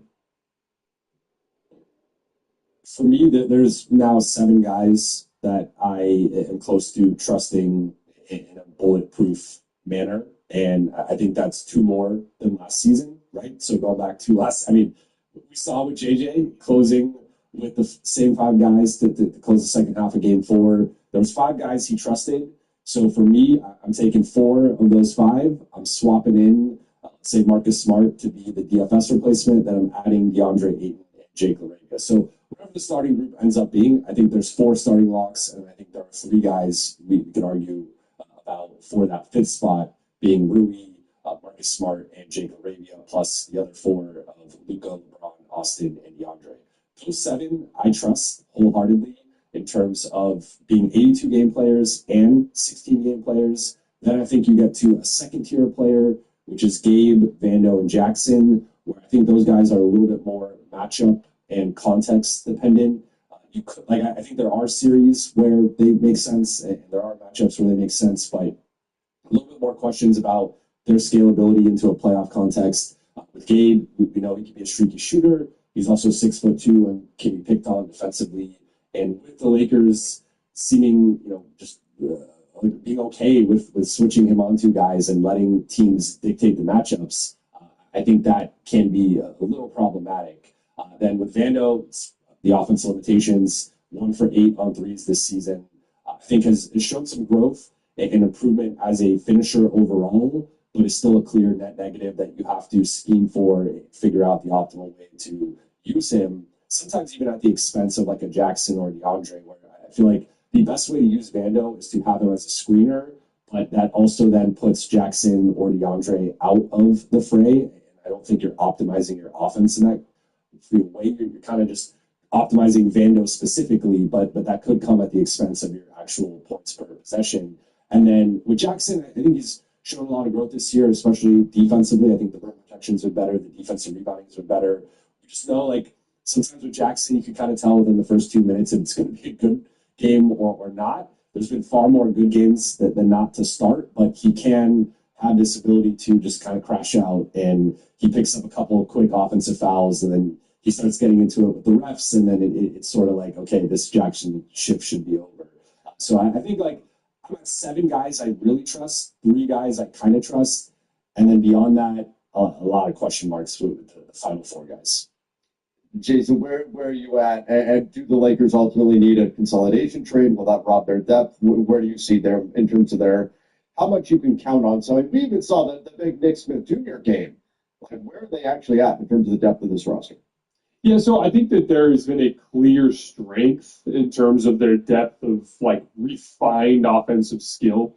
This was something I was excited about coming into the season, but like, Jovan pointed out earlier, there was a lot of negativity surrounding the Lakers. I was definitely higher than most, had them fifth in my contender rankings coming into the season, but they're even better than I thought. I think that we can all agree that like because of the leap that Austin took, because of the leap that Luka's taken, because Marcus has looked so much better than we thought he would look, because Jake LaRavia seems to be a hit in this system, they look better than I even thought they would be coming into the season. I mean, I think they're actually threatening like real championship contention in a way that I kind of would have laughed off back in September. But as we look at that depth of refined offensive skill, there has been an attempt from JJ to try to find this like speed, point of attack, off ball on offense type of player. And he's been kind of splitting those minutes between Vando and Bronny over the course of the last week. And that to me it's a look you need to have. There are going to be some matchups where he's going to look at it and be like, man, I like having Austin, Luka, LeBron out there, DeAndre Ayton, but like this guy's just a little too fast for Jake, or Marcus, I just need a little bit more shooting ability from that spot, or whatever it might be. And I think that ultimately will be the type of player that they're hunting for, essentially like a more refined, better version of that 3-and-D primary point of attack guy, that Bronny James, Jared Vanderbilt role that's been being used over the course of the last week. And like, who knows, like maybe it all works out. You end up making a kind of fringe move for an athlete. Then Marcus Smart is just healthy and he ends up being that great option. You never have to go that route. But like most championship teams, most dead serious contending teams have options. And right now, I agree with Jovan. They've got like 7 legit guys, and you could extend that list based on like, okay, well, what kind of basketball are we getting from Gabe? That, and like if this stuff from Jackson Hayes, who's been much sharper this year in a lot of specific details, if those things pan out, great. But out of those 7 guys that we trust, none of those 7 guys are like elite perimeter athletes.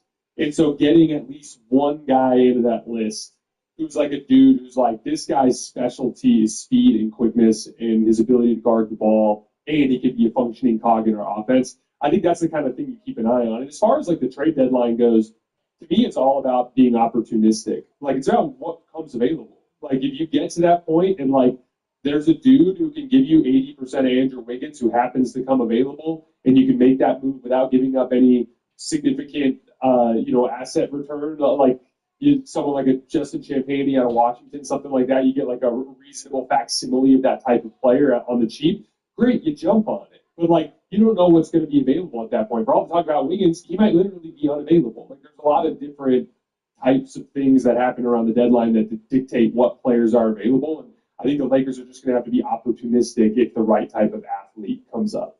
Yeah, the word that Rob Pelinka has used so much, optionality. They want to have the ability to make that move if and when it becomes available. But right now, it's definitely not trade season yet in the NBA. We've got a little bit to get there. Before we leave the topic of the 5-game win streak, we do need to talk about the insane stats that are being put up right now by Austin Reeves and Luka Doncic and what that is telling us about that pairing. But, Jovan, I want to ask you real quick, because you're around the team more than any of us about the vibes of this group. I was in Memphis and was struck by how different the sort of, I guess, as the kids say, the aura of this team is compared to last season. What have you noticed about it? And do you chalk it up to just winning cures all, or do you think this is truly like a real camaraderie that these guys are developing?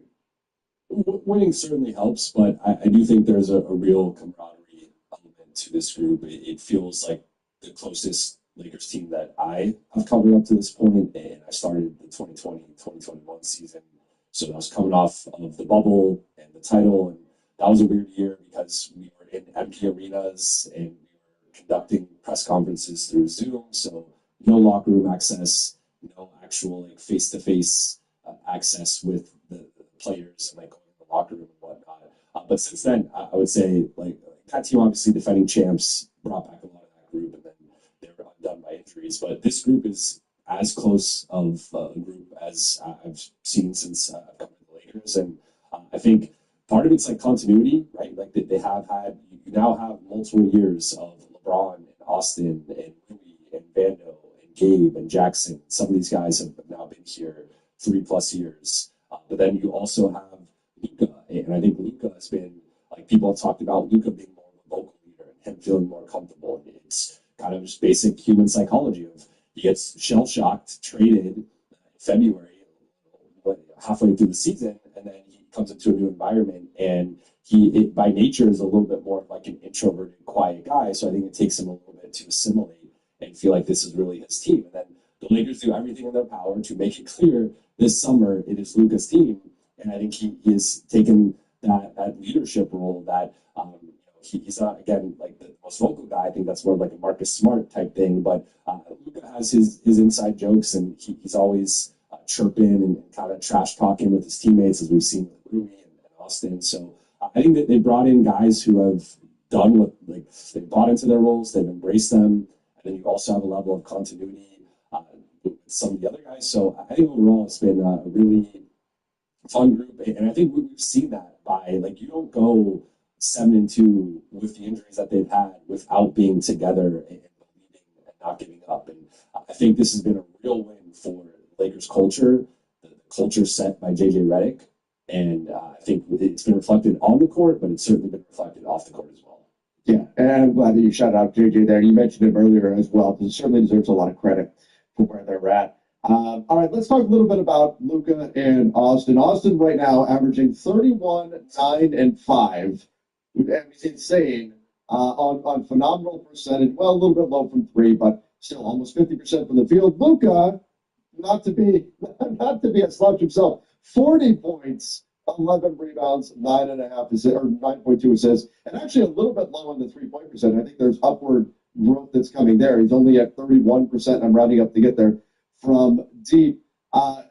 Jason, can you talk to us a little bit about what you've seen from Luka and Austin so far, and have we been able to take anything away from this about them as a duo? Because that's one of the big subplots, of course, of this entire season. Really quick follow-up on what Jovan said earlier. One of my favorite things to see with a great basketball team is when they start to get addicted to winning.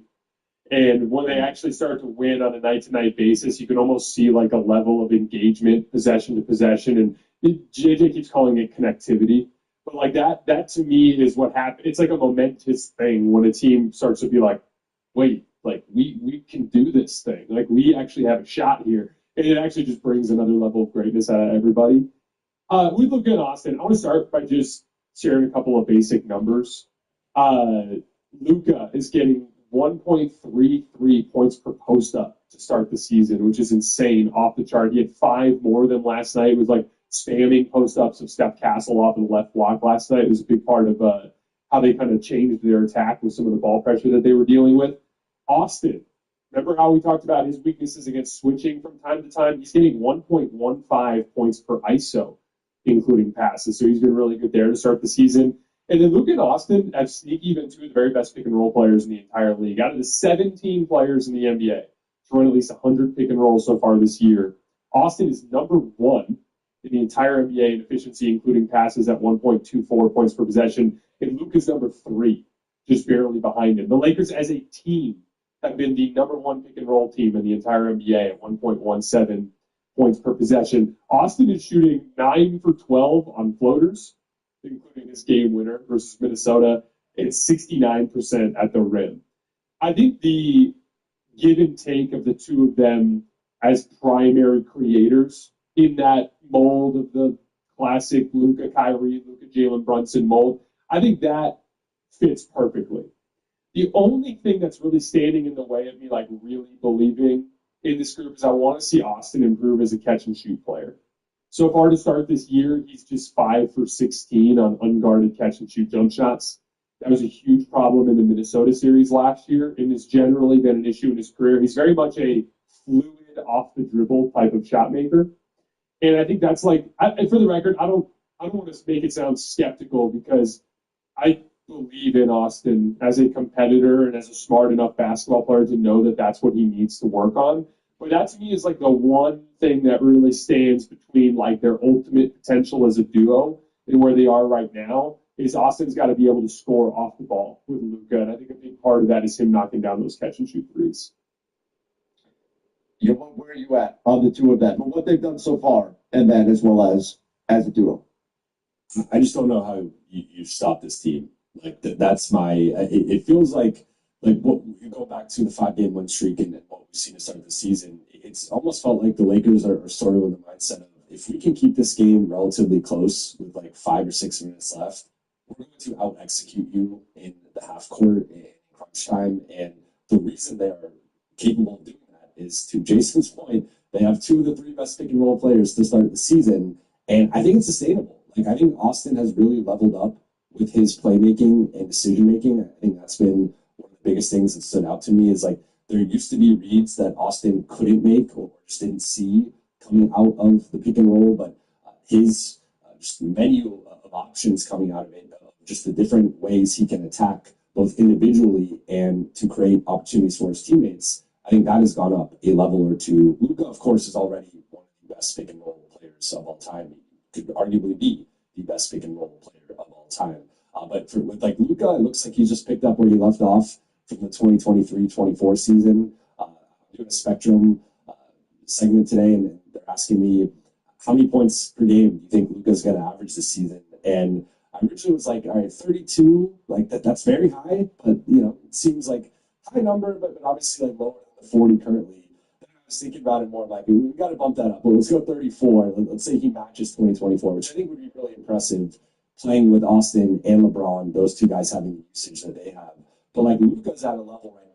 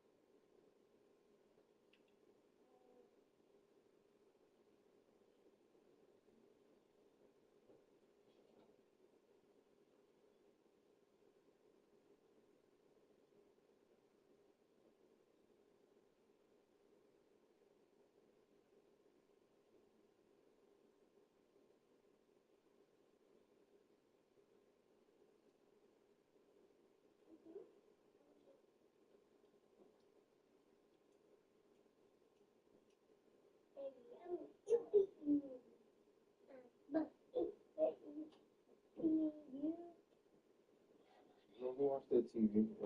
I'll call you in here in a little bit.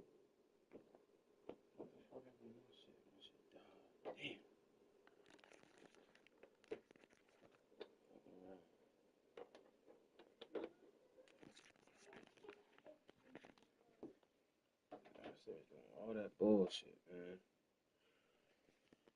Oh, I'm down there doing all that shit.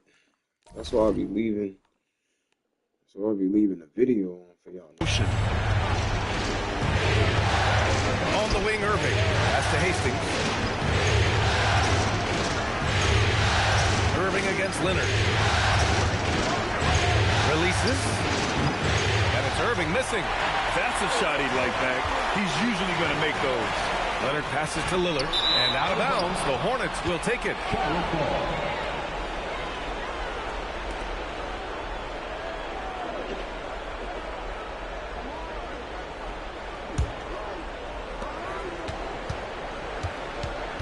Curry with it.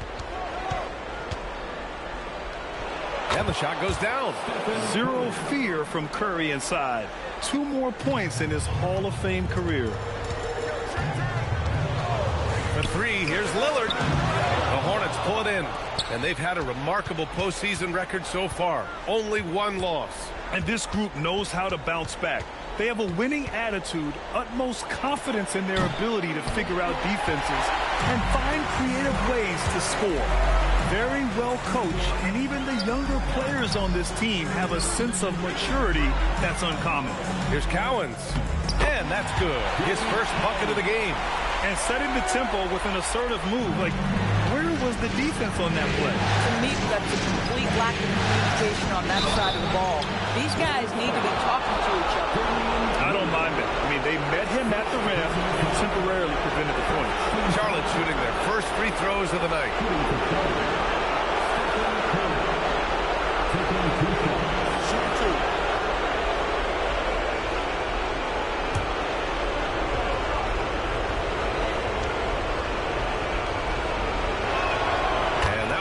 For Curry. Stephen Curry, guys, is going to be remembered as the greatest shooter in the history of the sport, but we should not sleep on the amount of winning this guy has done as well.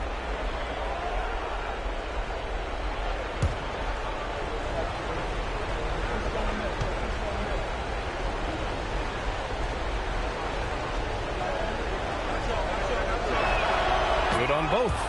Well, this guy's so crafty. Once he catches the defender a little bit out of position, it's a very good bet he's going to get some free throws. And Lillard gets it to go. I love how tricky Dame can be. He uses a pull-up J to catch the defender totally off balance. They're going to turn it over. They couldn't get it inbounds in time.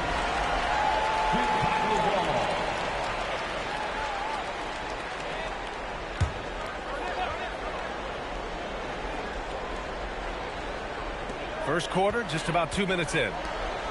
Pass to Garnett. Takes the three. And Damian Lillard gets a three. Lillard's got his third basket on the night right there. Exactly the kind of start you're looking for. They are 4 for 5 out of the gate. Pulls it from the top of the key. And he buries that one. Back rim and in. Their guards have carried the offensive load. With the way they've performed, they've got the green light to shoot whenever there's an opening. Here's Garnett. Unloads. Hastings with a rebound. Oh, you can see he's kicking himself for missing that open mid-range. That's right in his wheelhouse. And it's Irving missing. Bulls leading by 3. Puts it up from 15. That shot is off. About 3 minutes gone here in the first quarter.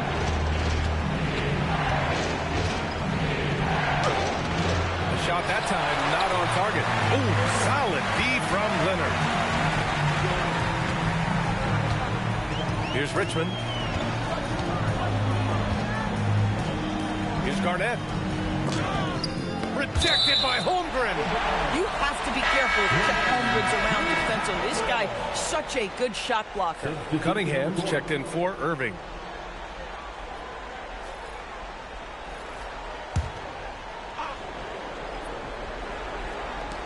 First quarter of action, just under 3.5 minutes played. Clock at 4. And once again, off the mark by Chicago. Here's Hastings, down low. Here's Abdul-Jabbar, uses the glass on the layup. Boy, this is how you move the ball effectively. They're not just passing it around the horn, they are passing with a purpose. Here's Richmond. Hasn't gotten one to fall yet. Pass to Leonard. Pure from three-point range. Boy, laser focus from Kawhi Leonard. He no sooner touches it than that ball is off to the rim. Shot is good by Curry. Now, this is a guy who wants to score, so don't let him catch a rhythm. Gives us a chance to catch up with Allie LaForce.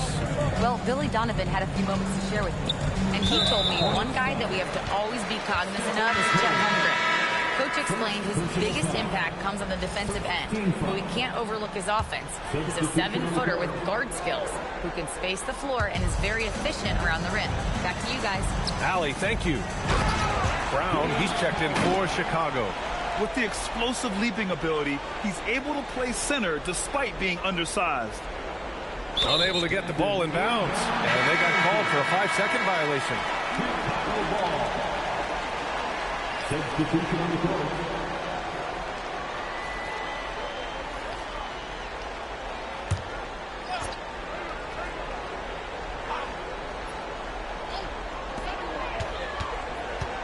Here's Brown. And the rebound goes to Charlotte. Pass to Abdul-Jabbar. Chamberlain pulls it in. Bulls leading by 4. Leonard with the ball. He's picked up by Westbrook. The three. Another miss. He's 1 for 4 from the field. Boy, still trying to get comfortable out there right now. The Hornets have gone 4 of 9 in this one so far. Oh, how about the dime? You love that unselfishness.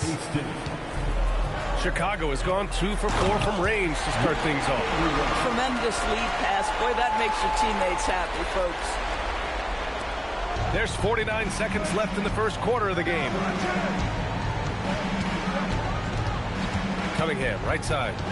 If you use up to $800, find it and buy a bike. Up to $800 is waiting for you. Just go to Plasma and get paid for each donation the same day, then treat yourself and treat your friends. Schedule your appointment today. Pass to Richmond. Three-pointer.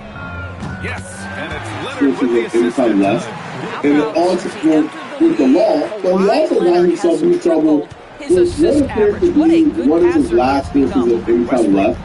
And it all took place on live for everybody to see. The entire situation started when Soulja Boy was trying to do this new thing on TikTok called battling. It's essentially eBay, right? It's panhandling, but on TikTok. It's not posting content. It's you hop on live with other people and you beg for donations so you could win the battle. And you win the battle about who gets the most donations, okay? So Soulja Boy and other celebrities, I was in a lot of celebrities on TikTok battle as of lately, bro. Panhandle. But the entire thing is you want to say things to get your audience to donate to you. So people hop on live and hop on battles and they cuss each other out and they go on, they call the other person's chat broke after where the boss is at. Offensive approach for Chicago. Well, in today's NBA, the three-point shot is so valuable.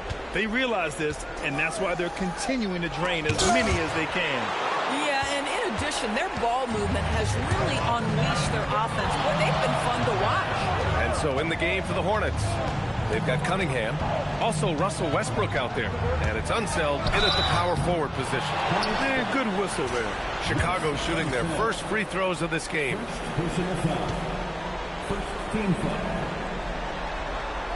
First free throw is good. The Bulls making a switch here. Love's checked in, and the Hornets making a change here as well. Carter's checked in. We're going to speak him. 10K likes, chat. Everybody double tap the screen, please. The more double taps we got, the more people we could get. Bill W for my boy Scooby. Scooby's a brokey. I don't want to hear AG's a broke bum. I don't want to hear his fucking name no more, okay? Okay? He's a broke bum, and he's not going to help you. Tell Scooby, do that again. What you mean? We can put that belt on you right now. Sometimes they want to hear you talk. Tell Scooby, do that again. I'm telling you, when I'm booked, you step in here, bro, it's lit. There's even games where if the person go up by a certain amount, you get to do whatever they tell you to do. You get to go on silent. You got to do push-ups. You got to stand, double handstand on the wall. Man, listen, if y'all ever see me on TikTok Battle Live and doing this, don't ask any questions. We're just no times is hard, man. Rent needs to be paid by the first. All right? It's one of the most degrading, embarrassing things anybody could do. Okay? Now, when they say bosses, they're talking about like the pig pens, right? They're talking about like the dudes who come and spend a lot of money because they really believe this is like some type of battle. Right? When I first joined or when I first was watching like TikTok battles, I used to think, these battlers really hate each other. Whole time, no. It's a script they're giving each other to make the chat feel like they're really at war in that battle and they got to donate more. So this entire thing is hilarious and embarrassing. Soulja Boy now is trying his hand at TikTok battles, and they're going through the motion. They're doing the exact same thing they've always done, which is call the other person broke, say that chat is brokies.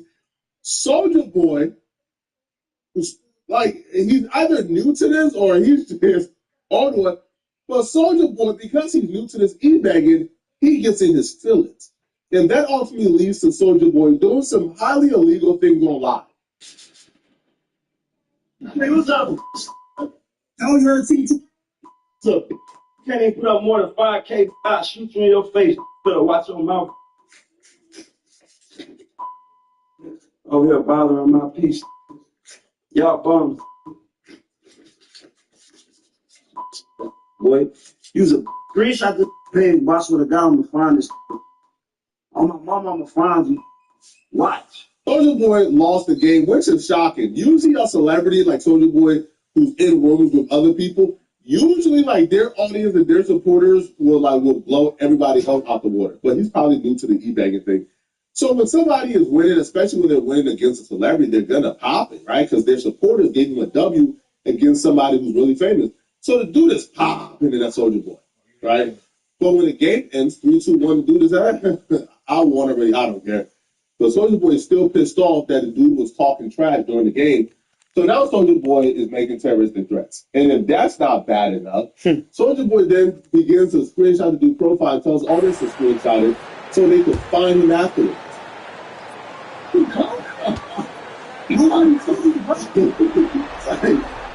he gets them both. It's like, 18, let me see what you think. Let me see what you think. Hornets trail by 5. Oh my God, man. You leave your ass up, bro. Give him my screen, man.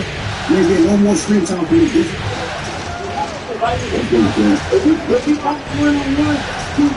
Shot clock at 6. This one's a 3. Chicago grabs the miss. And stolen by Cunningham. Just over a minute gone here in the second quarter. And they call the 8-second violation. Too much time getting it up court. Damian Lillard's checked in for Love. Irving's checked in for Charlotte. Chicago leading by 5. Here's Robertson. Pass to Richmond. Here's Robertson. Clock at 6. And it's a defensive 3-second violation. First trip to the free throw line for him tonight. And he shows the focus there. Nails the tee. Yeah, I think something that doesn't get appreciated enough is Lillard's patience. Where he's not one to rush things or look for easy outs. He knows it takes hard work to succeed. It's Brown on the wing. For 3, here's Lillard. And it's Irving with a rebound. Boy, normally he makes that. Defense gets lucky there. Pass to Abdul-Jabbar. Shot from 12. Misses off the right iron. Chicago has gotten 3 of their 7 threes to find the net in this matchup. The shot by Richmond, no good. And it's Westbrook with the ball for Charlotte. No points yet here in the second quarter for him. Charlotte, no good that time either. And stolen by Cunningham. Here's Westbrook, defended by Lillard.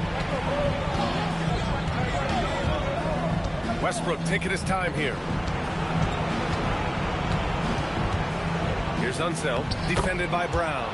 Good on the bucket. Unseld's got his first 2 points. We haven't seen many buckets like that one. These teams have struggled to dial in their shooting. Well, you have to appreciate the defensive battle for sure. Both squads struggling on the offensive end. We call this grit and grind. It's his first trip to the line. And that one misses.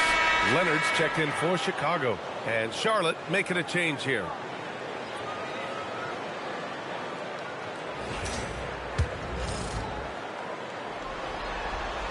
And no good on the second free throw. So 0 for 2 there.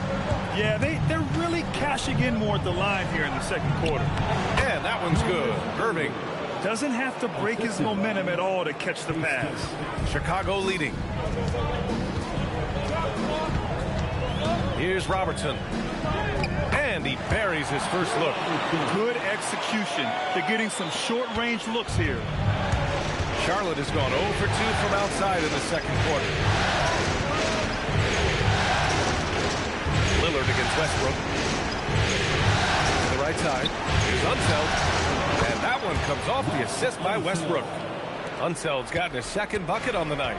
Defensively, you can't afford to get stuck on the pick. You know exactly what that takes. It takes energy, it takes activity, it takes intensity. Oh, what ferocity on the throwdown. I just love when he goes up with purpose. Where was the D right there? The effort lacking big time. Yeah, Yeah, and give him credit for taking advantage in a close game. Those are the types of plays that can swing things in your direction. Unseld can't hit. Bulls leading by 3. Leonard inside. Because Kawhi Leonard has such a well-rounded offensive game, it's easy for him to put the defense in a bad position, draws contact there. Chicago shooting their 6th and 7th free throw shots in the game. And so Billy Donovan calls timeout. Coach taking this moment to speak to his guys, maybe alter some of the game plan.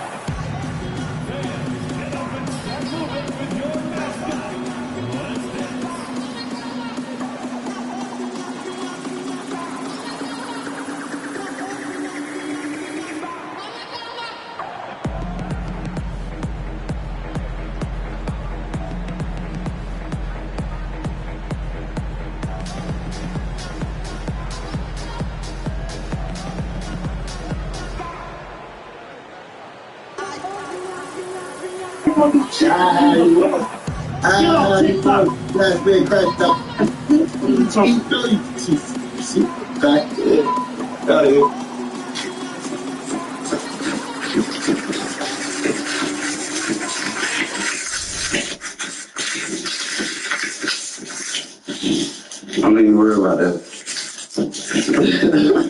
See, let's stop playing on this app. You don't even play like that game. On my mama. I don't know what's wrong with that.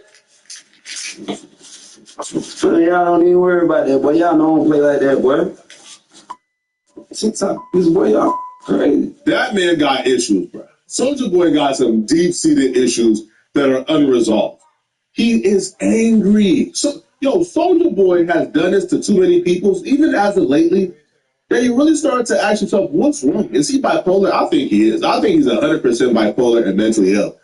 And you know he's bipolar because he would do these rants on people randomly and then a couple days later calm down and apologize, right? Like when his bipolar is kicking, he's blowing off, he's ranting and raving, he's threatening to do harm to people, and then a couple days later, he's calm again, he's talking smooth again, he's apologizing again.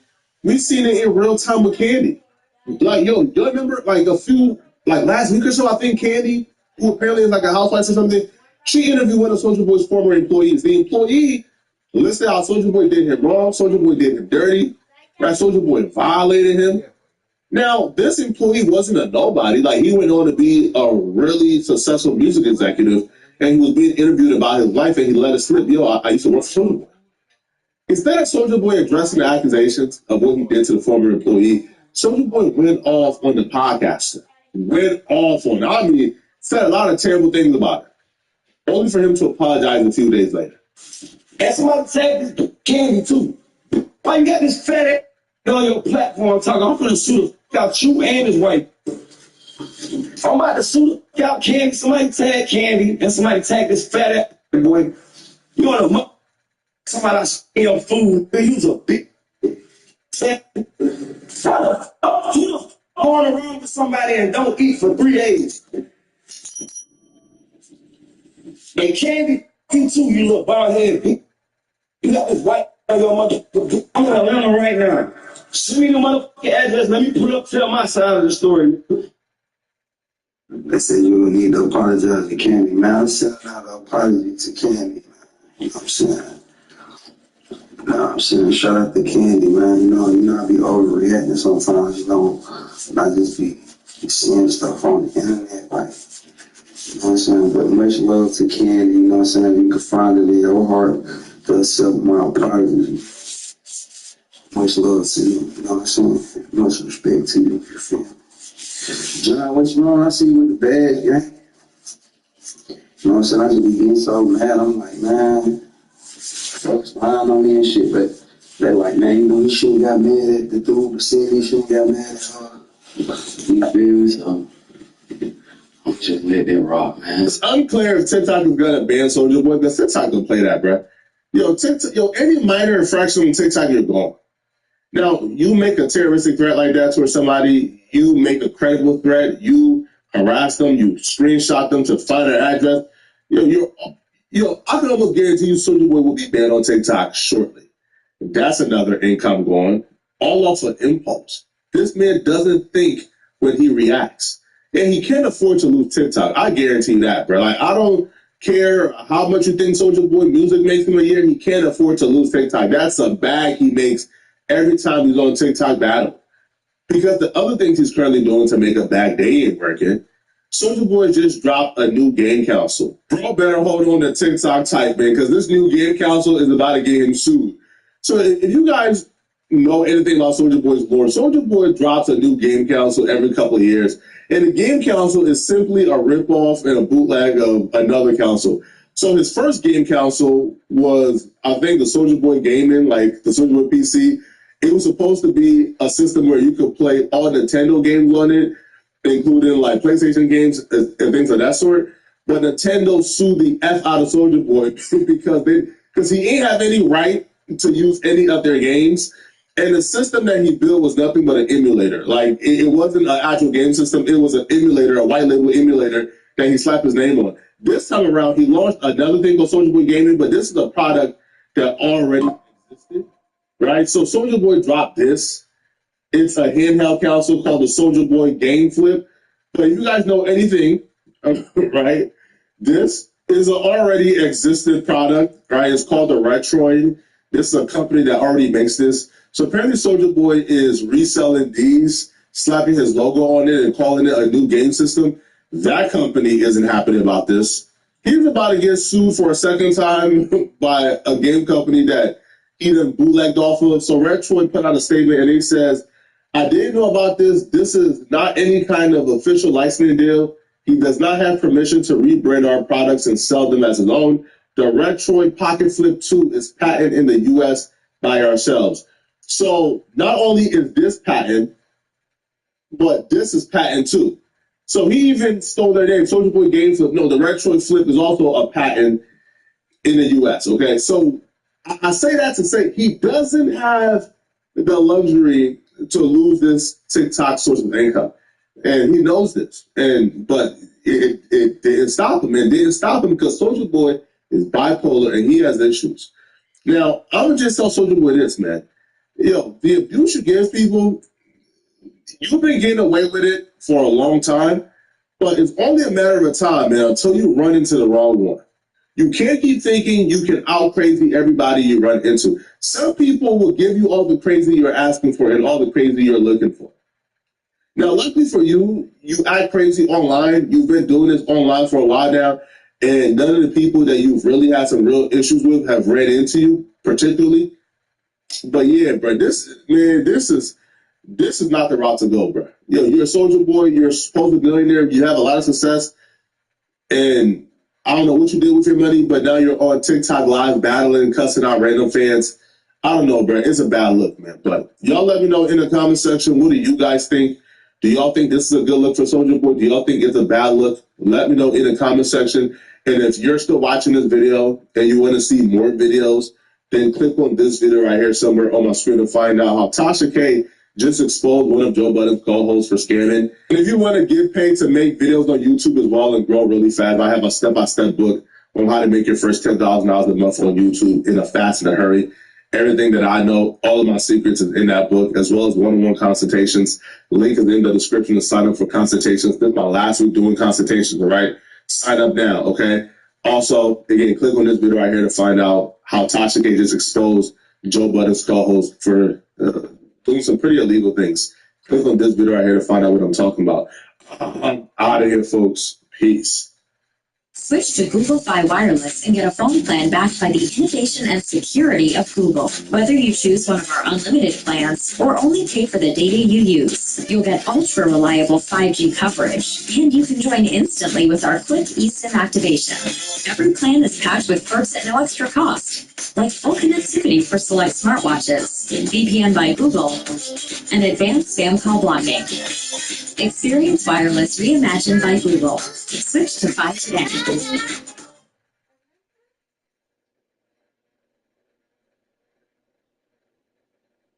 Is it true? true that most guys finish way faster than they want to? Look, it's way more common than people think. A significant number of men experience challenges with timing. So what are most guys doing wrong? They're using these numbing sprays and creams, right? These options may take the edge off, but they can also impact the shared experience. You may lose sensation. Your partner may lose sensation. What is actually happening? It's basically the signals between your brain and body that control timing. Most guys are trying to manage at the surface level instead of addressing those signals. How is that different from what guys are using now? Instead of numbing things out, it's designed to work with your body's natural systems. And this is actually from a doctor? It's a prescription medication created by doctors who specialize in men's health. It's not a store-bought option. Okay, so where would someone get this? Yeah, it's telehealth, so it's online and discreet. They've helped a bunch of guys already. Daddy, I'm downstairs.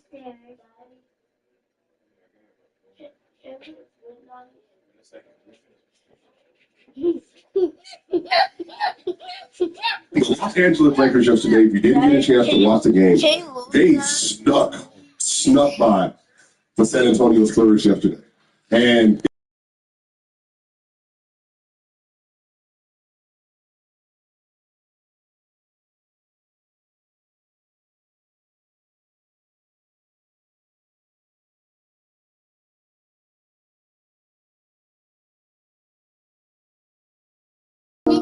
Too?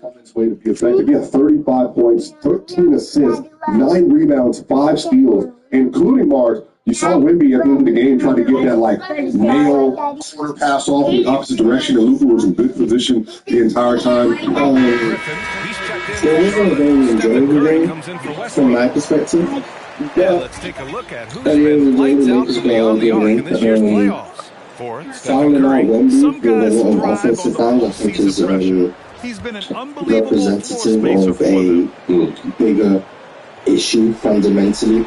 But I think the Lakers game plan took advantage of some of the flaws that come from being a 7'4" guy trying to drive downhill. Marcus Smart, I think, has been amazing for the Lakers.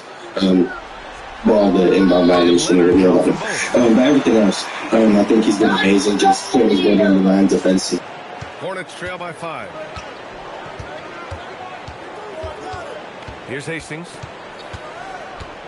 2 minutes remaining in the first half. 2 minutes. One.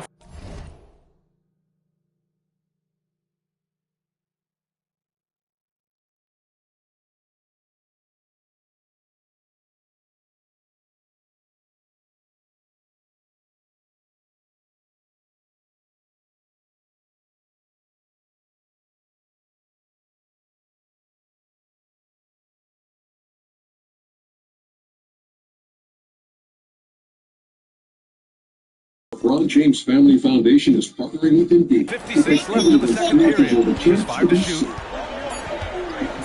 I'm so serious. I'm unapologetic. I'm not trying to talk about unlike anyone else. But knowing y'all probably make me. This is the Stephen A. Smith Show.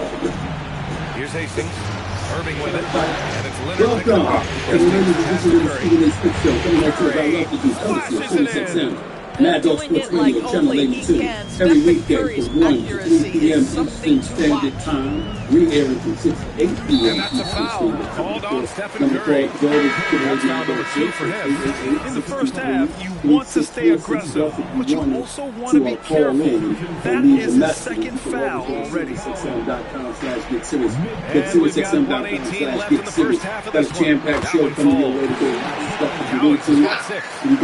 Once more this half, they find a way to get great position inside. Pass to Griffin. You know that. Because the Raiders are all good. We'll talk about that in just a few minutes. Obviously, the Los Angeles Lakers are a team that I like to be into. Because we don't talk some heavy NBA today. Make no mistake about it. Leonard with a screen on Griffin. And here's Lillard. Fires from deep. We'll get into all of Curry that. with some nice D. And lockdown defense against one of the best three-point shooters in the league. Travis Cook. Back rim and in. Curry's got 5 points now in the quarter. The Bulls have got 3 of 6 shots to go here in the second quarter. And it's Lillard penetrating. And a nice finish on the layup. Hey, they're just getting pushed around inside. Hornets trail by 4. Here's Hastings. And from the field after that one, 3 for 4 now. Reliable approach. Getting the ball in the paint and going to work. And this is his second and third free throws tonight. Free throw good. Lillard.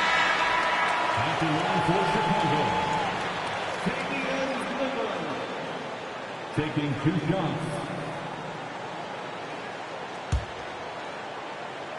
Andre Ayton, the center for the Los Angeles Lakers. Somebody that was showing more aggression here in the second quarter. He's seeking contact and working himself to the line. Averaging 17.5 points and 8 rebounds a game. To the middle. Abdul-Jabbar's shot is good. It's very, very early. It's a long season. But without the services of LeBron, with the services of LeBron, he's averaging 40. The aggressive finish. He's averaging 40. He's sending a strong message with that jam. Luka Doncic. Skinny Luka Doncic. Insane Luka Doncic. He's averaging 40. That's Luka Doncic. And we'll be right back after halftime for the start of the third quarter. See you in just a bit. In the 5 games that he played, obviously he missed 2 games, just about 4 games. Out 1 injury, he's back. Averaging 40. Right now, if you were talking about a leading candidate for Howdy, folks. Game 3 here at the half, and it is a substantial deficit. There is no denying that you got to look at Luka Doncic and say, yo, you can't win playing passive at the offensive. And he's clearly the new face of the Los Angeles Lakers franchise. There is no doubt about that. That's not to throw any shade on anybody else. It's just that Luka that dude. Their way, but you can't rely on the refs to bail He's that dude. And there's a lot of storylines that emanate from that we have to talk about. Number one, checking out the plausibility of the Los for the Angeles Chicago Lakers Bulls. competing for a championship. I'll get Ladies straight and to gentlemen, it, Kenny. with Luka Is this doing what a he does, what must-win he's game been for doing, them? They might I not would want to have to admit tell it, you, honey. believe it or This not, is a even at age 41, in his 23rd season in the NBA, if they drop this one, the it's gonna hopes get into their head of a championship for the Los Angeles Lakers Stop it, Kenny. It's not over yet. You know appears how to to be respond riding when on their the backs are shoulders against the of walls. LeBron. Well, I guess we'll just have to see how it plays out. Because if LeBron James is able to overcome this And that is status, going to do it for us. Let's and get he's back to able some to be second back on half the action basketball with court, Ryan he's able to Anderson do and the kind company. of things we all know he's capable of doing. With Luke, that's taken for granted. Luke is going to continue to look this way. And Austin Reed's going to continue to look the way that he looked. And DeAndre Ayton's going to continue to give you what he's been giving. Because you don't need much from DeAndre Ayton. All you got to do is run up and down the court. Play some defense. You understand? And average about 15 and 9. You get that from the center spot for DeAndre Ayton, averaging 30 to 31 minutes a game, like he is now. I got news for you. You're the Los Angeles Lakers. You can make a run for the title. That is not hyperbole. That is just the truth. Because we all know LeBron's good at 25. Here's Hastings. He's a man child. He's good for 25 games. Kawhi Leonard. And it's But if Lillard LeBron at the point guard position. That's the group of Billy Donovan getting going here in the second half. And Luka does what Luka does, appearing to be on this mission that he is on. And you combine that with DeAndre Ayton and Austin Reeves giving you any level of production. And everybody else just plays their role. And the three off target. Yeah, and the defense has really got to tighten up on him. I mean, I can't say enough about J.J. Redick. And there's the lob. He's doing an outstanding job. LeBron has been out the entire season. Luka has missed 4 games, and the Lakers are the second seed in the Western Conference at 7-2. Only the Oklahoma City Thunder are better. Basket is good. Nice setup from Irving. Abdul-Jabbar. I'm just looking at that right now, and I'm saying to myself, look, I can't ignore what I see. I'm not going to be blind. There is nothing better than Los Angeles Lakers, they got to change. And obviously, I'm ecstatic about that because everybody knows where I want to be in I want to be in L.A. I mean, my dream scenario is L.A. versus Miami. You know me. I ain't trying to be in no cold weather cities. I'm not trying to be in any boring ass city. And I absolutely positively love the fans in Oklahoma City. They're fantastic. I respect the hell out of them. You know I love Shea Butter, Shea Gilgeous-Alexander. But I'm sorry, I'm not going to apologize. If I got a choice to be in LA or Oklahoma City and who do you think I'm going to pick? You don't apologize for it. Not even a little bit. potentially it doesn't looking take to away adjust. what I'm going to point out basketball-wise, and that is Oklahoma Just a little City, over the 90 reigning seconds gone defending in the third NBA quarter. champions, look like NBA champions. They're 8-1 on the Curry, season. defended Shea by Gilgeous, Lillard. the reigning league MVP, is playing like one. Well, that floater right there Their is defense is exactly still what you would scout see from elite. Steph Curry in his warm-up. And they He will most practices certainly have every something to shot say from every going angle. up against the Lakers. And you can't trust the Hartenstein and the Chet Holmgren. DeAndre Ayton against both of those dudes. You can't trust them, but if he gives you anything, That's 10 then you got other guys doing their job. And LeBron and Luka Chicago are leading by flowing. 5. And that's a foul. Called And on Austin Stephen Reeves Curry. is right there. At the Third very foul least, so you can far. expect the Lakers will be in the conference finals against them. At the very least. So I'm looking at it from that standpoint, and I'm saying to you, go. It is what it is. I can't ignore the Los Angeles Lakers and what I'm seeing. Now Lillard. He's got 14. Not because J.J. Redick is First done. after hitting 3 Here's straight both of them shots. coming. Let's go to J.J. Redick first and hear what he Coming has out to of say the about half. that. And they're You know, doing Lakers strong overall. work on I the think glass. during that second quarter, we got ourselves going. The other thing was we had stretches where we played really good, and stretches where we played really poor.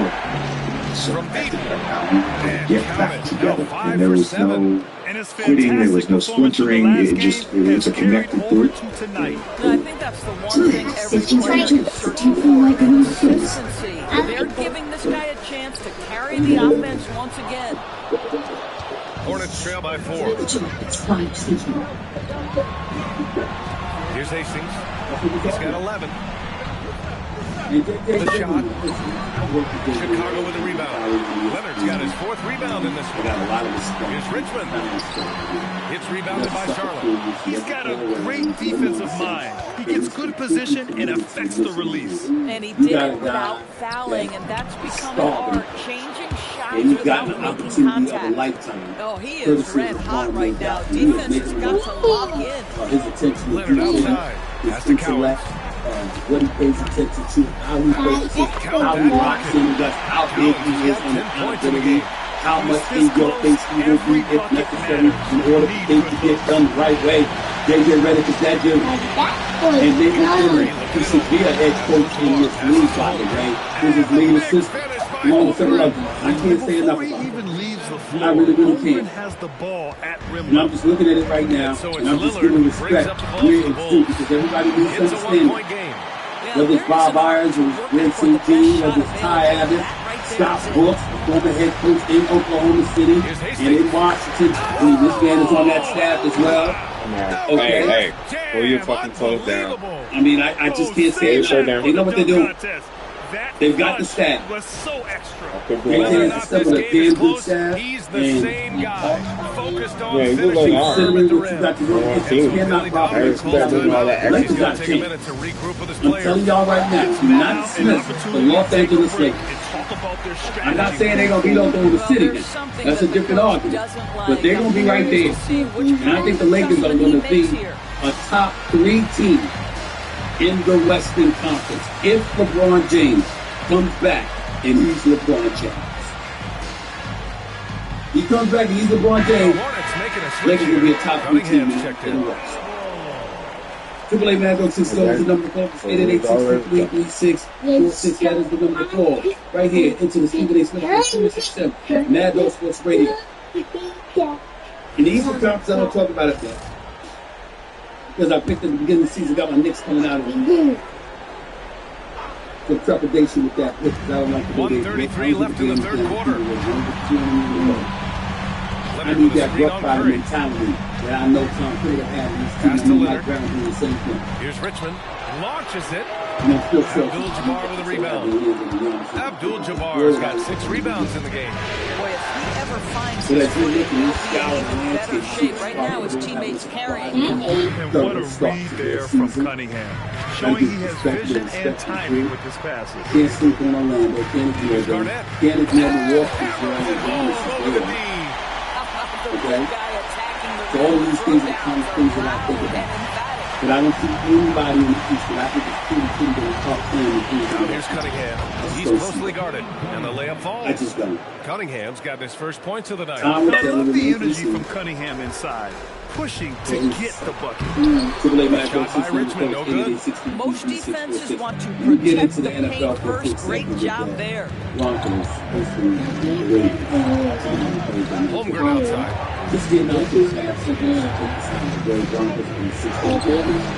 Rebound by Richmond. Boy, he won't miss many of those, but it certainly happens. He did there. Here's Garnett. He's covered by Holmgren. And count that. 2 points. And a chance for one more at the line. Perfect from the field this quarter. Gotta wonder how long he can sustain it. And this is his first trip to the line tonight. They outscored their opponents 86 to 20. Defensively, they're third in total defense, they're fourth in scoring defense, they're first in third down defense, first in red zone defense, and first in defensive sacks. They're now 12 in the league, led by Nick Benito's 8. I say all of that to say, give me one reason why I should believe that the Las Vegas Raiders have a snowball's chance in hell of winning this game. There's nothing for me